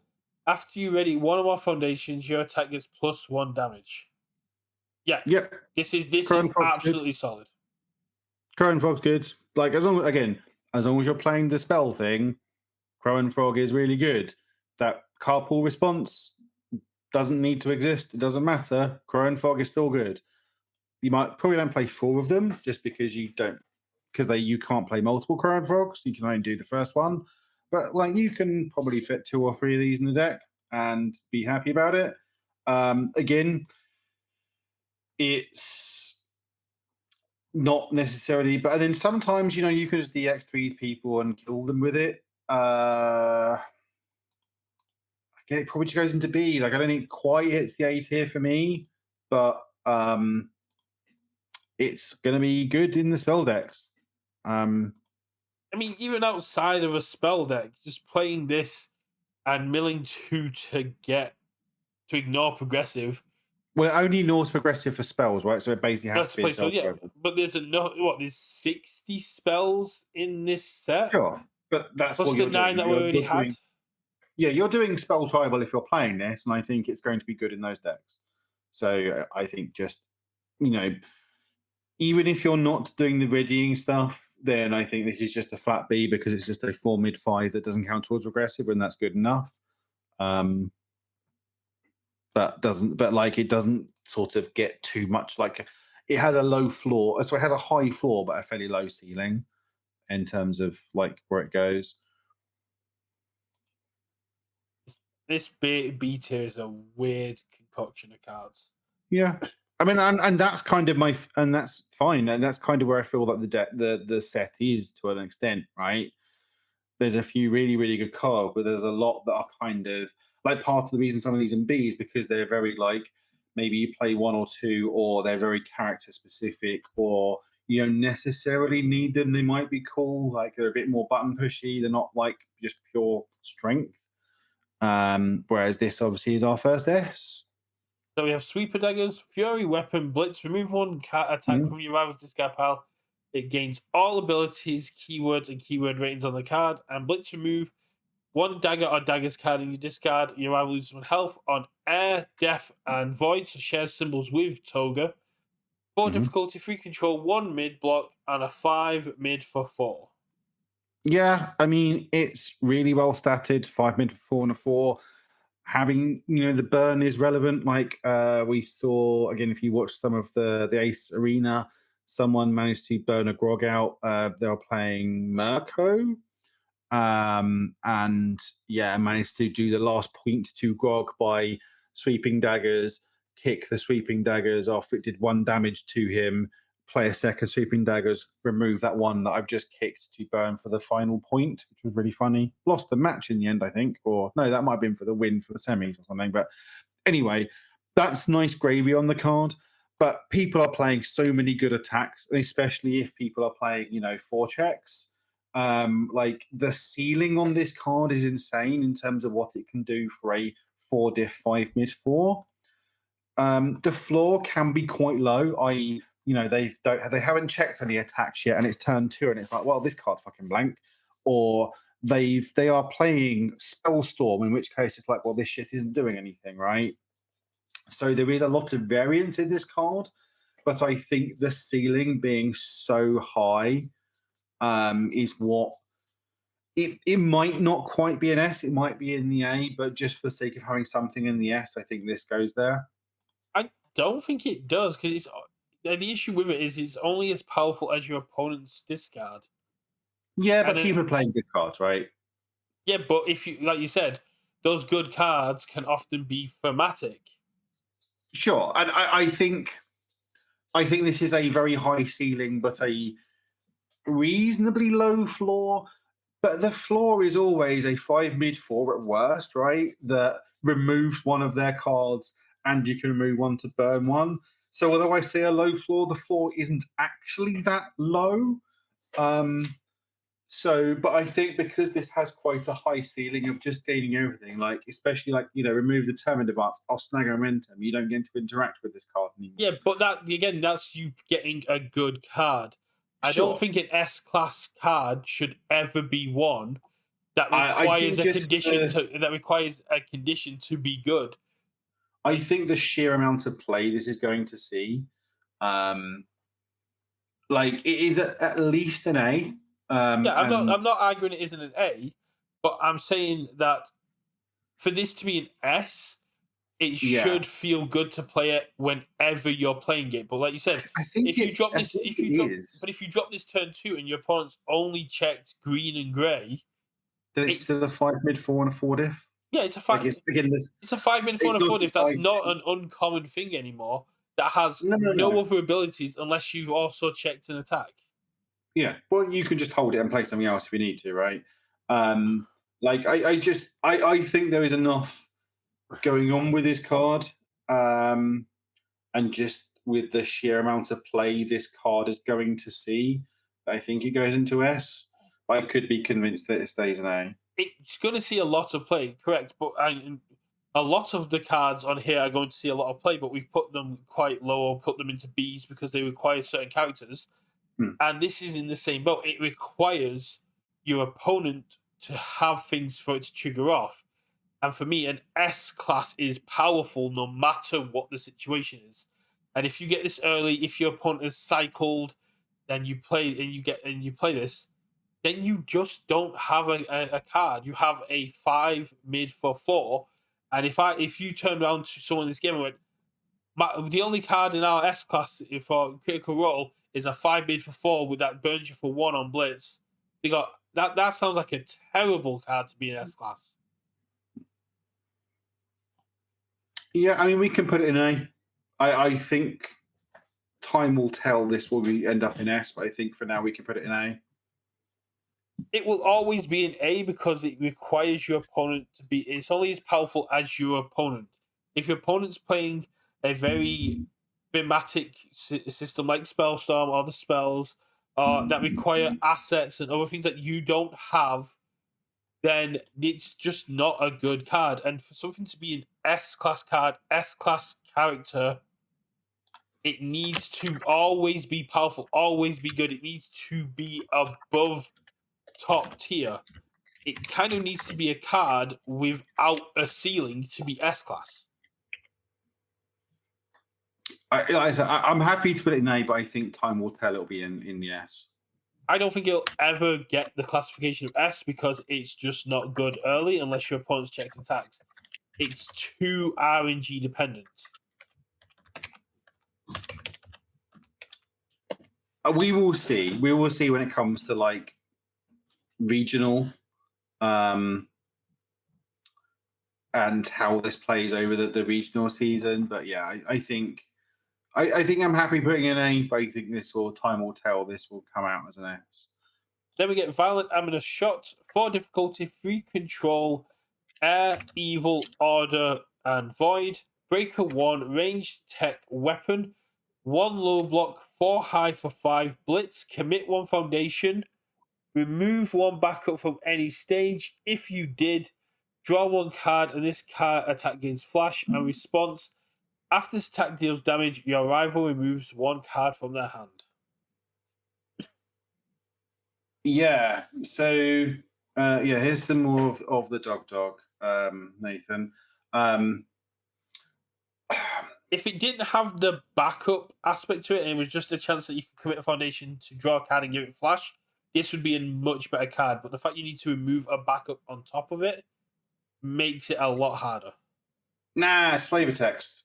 Like this isn't exciting and probably goes into B, but I think this is just going to see a lot of play anyway because it's a 4 high 5 on a 4 diff with a 1 low breaker block, and either they block it, and which point you're getting a card out, or they don't, in which case they lose a random card. So you're getting card at hand either way, and it's got some nice keywords. And then sometimes it might randomly hate on some backup players.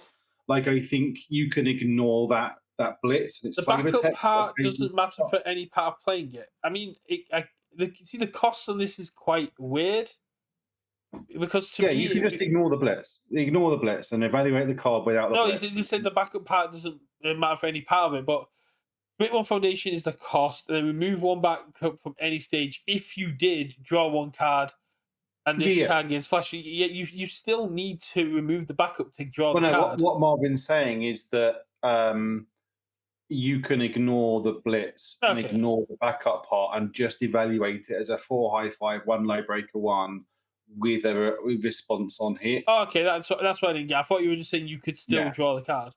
No. It basically ignore the blitz. It's flavor text, and that will rarely come up.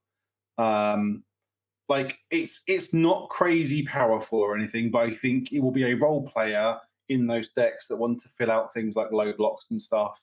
Give yourself a breaker 1. It has like 3 relevant keywords in range, tech, and weapon. I mean, an It's off-zone not attack crazy. that says if I hit you, remove a card from your hand on a 4 difficulty is very powerful. Yeah, and it's like a 4 low 5, which isn't terrible stats. So a 4 high 5, and you're getting a card out either way. Either they block, or you get a card out. I guess they could DR you, right? But um, I don't think it's crazy. No, Like, I it's don't not think it's S. quite doing enough to go into A. Um, I would say it goes into B, and is very much a role player. But I think it's going to be a role player in a lot of decks, so I could see it going into A. But I just think like this is a classic high floor, low ceiling, right? As in the floor is very high, but it doesn't necessarily get too much above that. I So mean, I this, could easily see this in A, especially over things like the Tarian attack that we've already got in B. I think this sees a consistent more play. I think it's a lot more versatile, and the fact it forces your opponent to give you a card out of their hand when we're seeing a lot of yeah, control players having I to. think it's solid. It's just like I think this doesn't have enough of a ceiling to go into A. I think that's my issue with it. It's solid, um, but I just think it's not gonna have enough of that. Let's say that ceiling to I mean, go for into me, the the A's. what the low breaker one is enough to put it into A because it's so rare that we actually No, see the that one stuff. low Blake one makes it playable, right? If it didn't have that, then I don't think this necessarily sees too much play. But there's enough. Again, this is a um, some of the parts rather than any specific thing to me. So I think this goes into B. I don't think it quite like those ones in A. I think are a lot more impactful, whereas I don't think this is going to be. I think it's just going to be a solid one. And I think a lot of the ones in B could end up in A or C as sort of the format goes on and things play out. And this is one that could do, but I think like that's its kind of. I think B is its ceiling, but also its floor. I don't think it gets much better than a B, but I don't think it's ever going to be worse than a B. Whereas some of all these other ones could move around a lot. I don't know. I think just it's a lot better than a lot of the Bs we've got in here, and that alone should put it at the bottom of A. Yeah,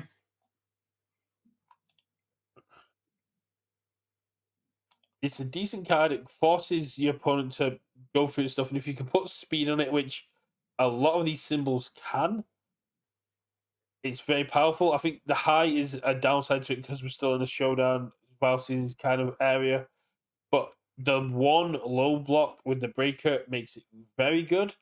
And I think characters like Mitchell Semino and even characters like Rodan and other characters on the Order and Void symbol get to play the hell out of this.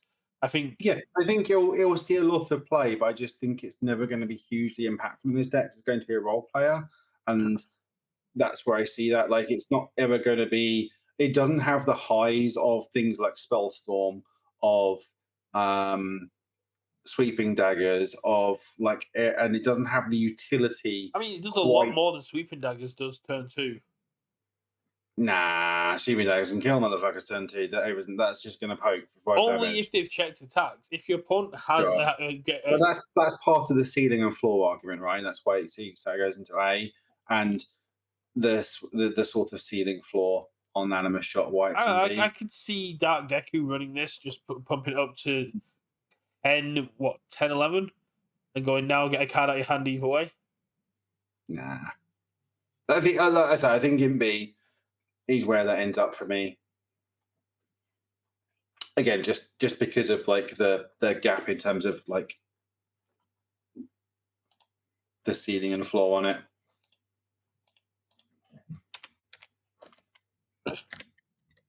Oh. Right, so this, apart from Sweeping Daggers, is pretty much Richard's listing of where cards go. I argued Sweeping Dagger down to an A because Yeah. I, I think that probably. I think sweeping has the highest ceiling, along with maybe Spellstorm. I mean, Like, I put it as is like your list as you put things on face. hmm.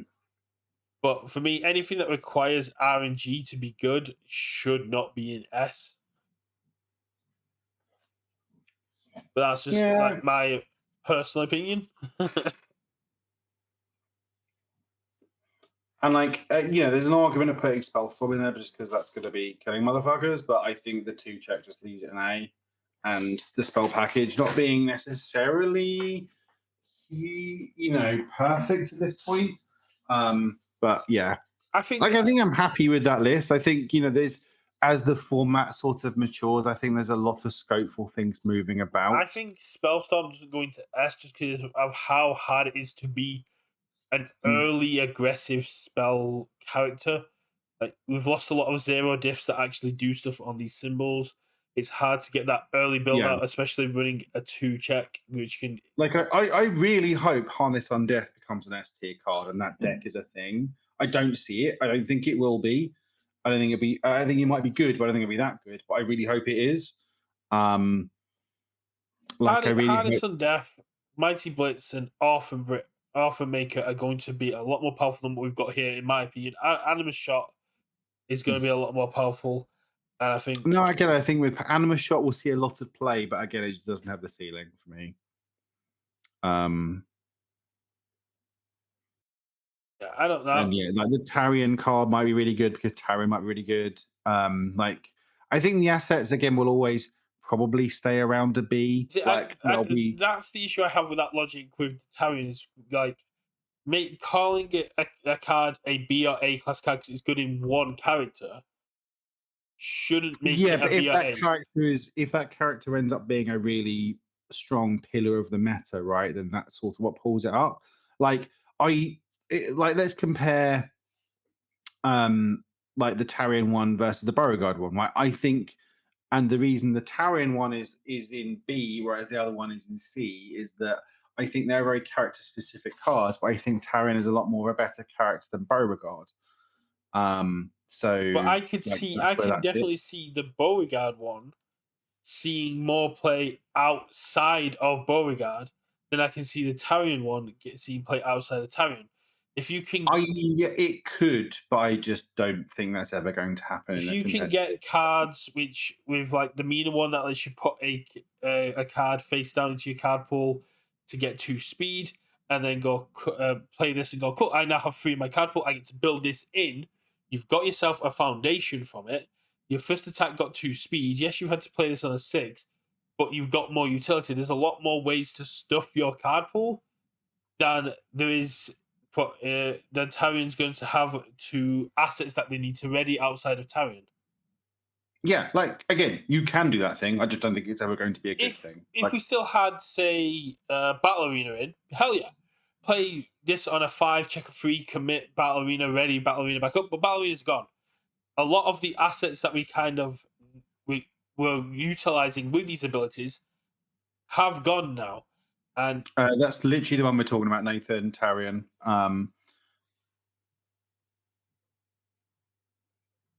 201.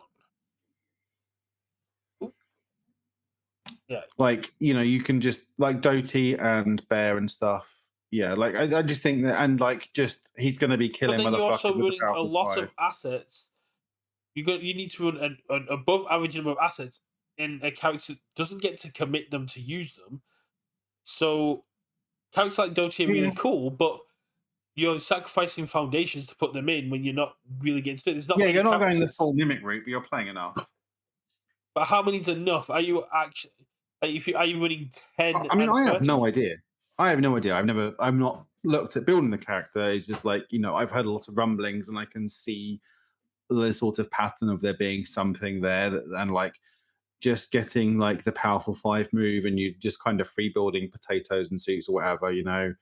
Um, and then Yeah, just that's kind of going down the mid route. But if we look at the Beauregard one, which is it's a 404, and it has a more generic ability that lets you build stuff in on symbols, which do have the ability to stuff card pools.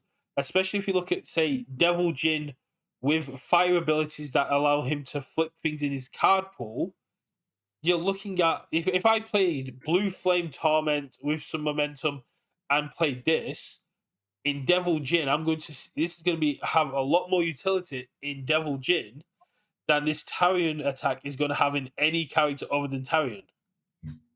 sure. I just don't ever see it happening. I just don't think it's actually good enough for just for a two check. Like, yeah, you can build some stuff if you jump through hoops.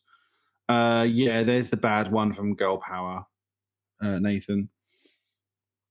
I think you can jump through hoops to make that card good, but why are you bothering and not just playing like Battle of Release? Yeah, So, we have you're actually playing a card, right? you have Mina 3 who's still legal. You have I cannot remember what the hell name of the card is, but there's a student card foundation that lets you put a card face down into your card pool to give an attack +2 and -2 speed, which then you Dance, can play into not dance routine. that. No, it's not that's the issue. Breakdancing. Breakdancing, yeah. So you play breakdancing, and then you can play this on a 6. Uh, you can also play it in characters that have face downs that ignore.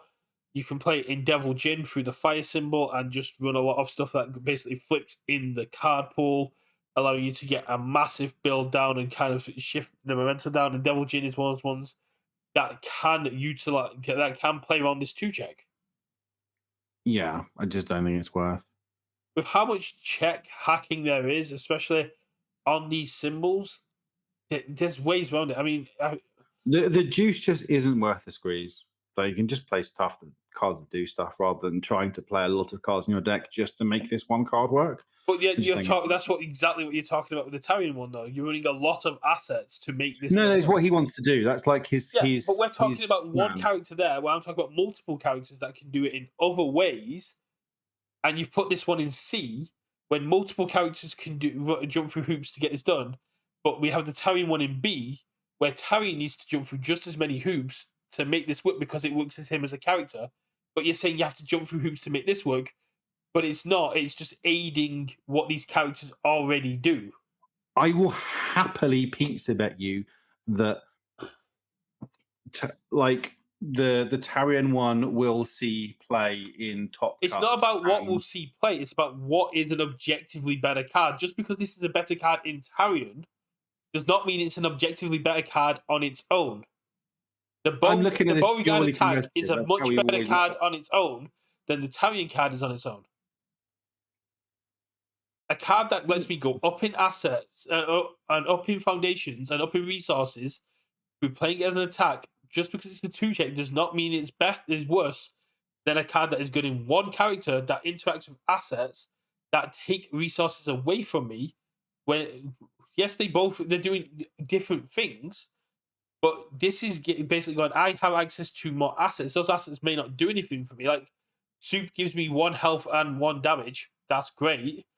But if I can utilize echoes to build in more foundations and get ahead earlier, especially if I'm playing characters like Devil Jin and Grog, who are going to be behind on foundations, that to me is a much better use of my resources and my attacks as those characters than any There's other no character is going to shot have for any of this. those characters playing this card. Zero shot. Zero. Like, you can make it work, but there's zero shot that anyone who's genuinely building like If you flip that those characters. if you flip an echo, it becomes a face down, and Beauregard's attack does not check until the end phase.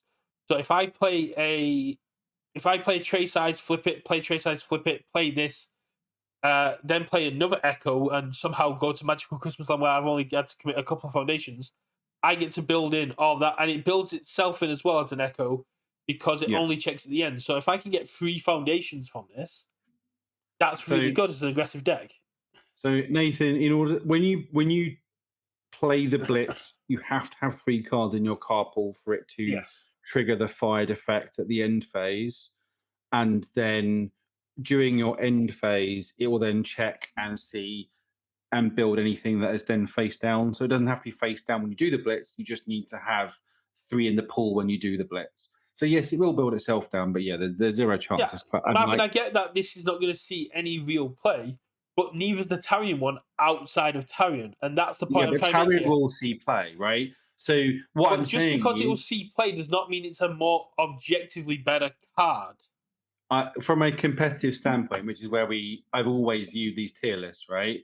So like, I'm not saying you can't play this card in a deck and it will do the thing in Beauregard. What I'm saying is, from a competitive standpoint, this is a lot better because Tarion is much better a character. Going off that, then what the dog is a terrible card because it didn't see much representation at Worlds. No, not necessarily at all. It's got a competitive But it didn't see pedigree, play, right? and what you just said there is the cards need to see play to be competitive. Just because they're not competitive now doesn't mean they can't be competitive. And Walk the Dog is an objectively great card that's played in multiple characters, but it's not seen play, so therefore it's not an A It tier won. card. It won US nationals, so argument invalid. I'm afraid. No, Krista's ability using it did. Sure, but it was still in the deck, right? Yeah. It's still and No, I uh didn't say I didn't see any representation, Nathan. I said I didn't see much representation.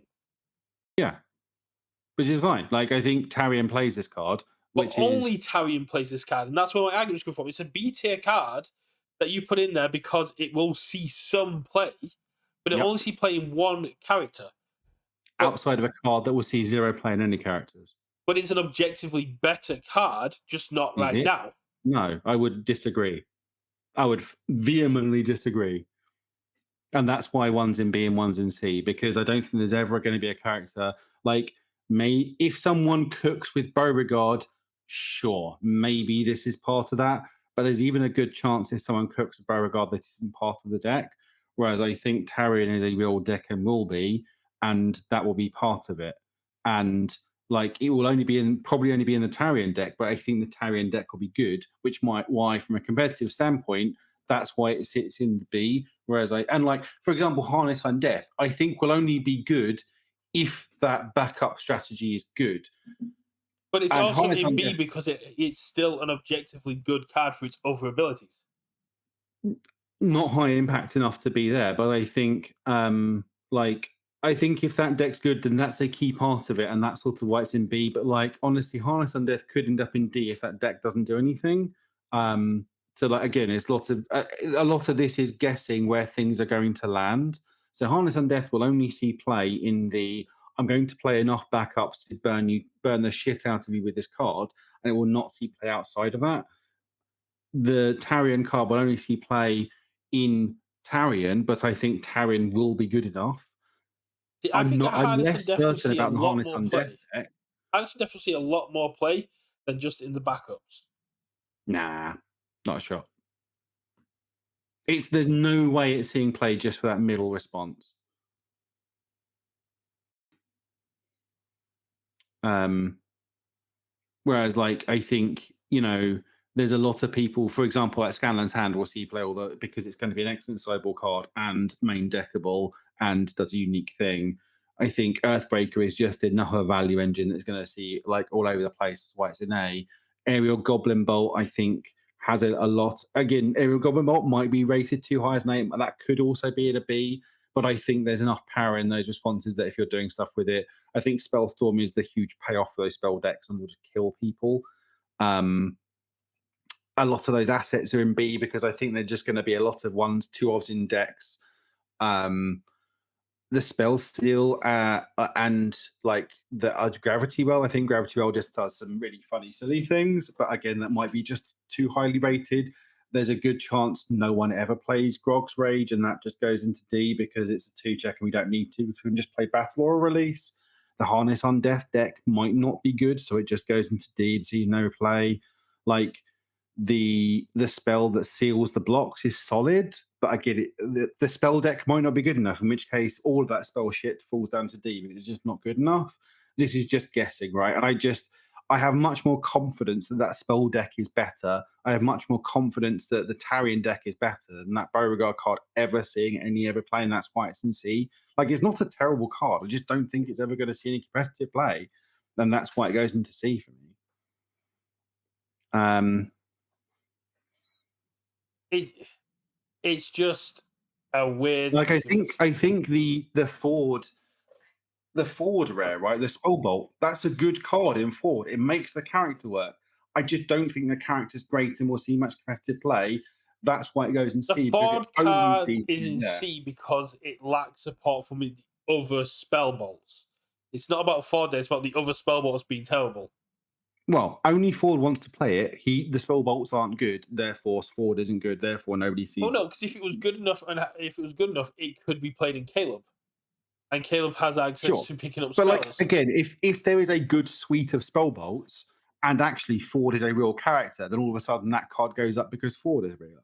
Like these are all contextual. They are not just I'm looking at the words on the card. There is a certain amount of context in terms of I get what Marvin's saying about if we were just judging it off of the cards that have cool abilities, Mm. that they would all be the Yeah. kind of same. It's just for me a tier list where we're going. This character plays this one card well, so this card gets bumped up. But that's the It context, right? clashes, So yeah, that's but we're judging it the clashes with context. what, yeah, but that's a subjective truth as opposed to objective truth. Yeah, but none of this is objective. There's no way any of this is objective because we have no real data with any of this. And even if we had data, we couldn't necessarily even be objective because this is an opinion based tier list. Like that's part of it. So I'm just trying to give my opinion based on sort of knowledge, experience, all that sort of bollocks. And I think Tarion has like 1,000 times more chance of being a competitive deck than a Beauregard does. And I don't think I think that card has zero shot of seeing play outside of Beauregard. You can make it work, sure, but I don't think that's good, and I don't think is going to be remotely competitive. Like you can play a locals deck and do shit with that. That's cool. I just don't think it's gonna be good. So that's why it goes in C. Whereas I think Tarion genuinely will be because he's just going to kill motherfucker with a powerful 5, and that card will be part of it. So it goes into B. That's sort of the reasoning. Like there's a lot of this stuff in B that could move up and down based on how the meta shifts, but this is kind of my best guess of where stuff sits. Well, we've been going almost 3 hours, so we should probably get some sleep. Yes. Uh, Thanks for everyone in the chat jumping in. I think this has been really Mhm. cool. Next week is Denver, so I don't know if we want to do anything or if we can do something a bit more casual, like as people probably won't be around. Uh, Yeah. So we'll have to see about when we pod next. So because obviously Tuesdays are now my ISIS Vanguard evenings. well, Um, like I said, we could always do a little Nick versus Mitchell exhibition match ourselves while people are in Denver, just for the content. yeah. I Uh, mean, my hopefully my critical role stuff will arrive then, so we could probably do something like that. Well, have sort of brainstorm over there, but I mean, mhm. Denver will either be wrapping up or wrapped up around then. I know a lot of people aren't going, and we are UK versus, so we're more likely to take one off for Chelmsford than we are for Denver. Yes. Yeah. Hopefully, I should be in Chelmsford. So. Uh, it may have come back on the table for me, but I'm not too sure. It's a bit up in the air, especially with everything that's going on at the minute. Mhm. In other things, we've got a new content pilot that I'm trying to get put together. It looks like we've got people to play in it. I just need to find judges now. And other than that, we got, if anyone's interested in taking on any boss battles, I'm more than happy to do some DMing for that because I really enjoy making that content. Richard has still got 3 boxes to open, but although I'm sure little man's already taken over them. Oh, those other 3 boxes are done. Yeah, the boy opened those, so that unfortunately there's no content from those ones. But we still have our content creator box. It is now in Illinois. It's moved from Texas, so it's on its way here. And we'll catch you all in the next one. Yeah. So yeah, as always, thanks everyone for watching and chatting along. And if you obviously watch on YouTube, do all the things like, comment, subscribe. Really helps. And yeah, we'll Yeah. catch you on the next And one. last thing I would say is if you're interested in retro products, do keep an eye on our YouTube. I've filmed some box openings where I will be giving away some retro packs because Rochester did me such a great deal. I'm going to pass that on to the community. And 2025 is the year retro, and I will get Richard to give me a retro game. Maybe. See how many Mortal Kombat cards you got. We'll catch you all in the next one. For those of you Mhm. going to Denver, have the best of luck. For those of you whose product hasn't arrived yet, like myself, don't pull too many crumbs. I'd like to get one myself. And we will catch you all in the next one. Have a great day. Much love.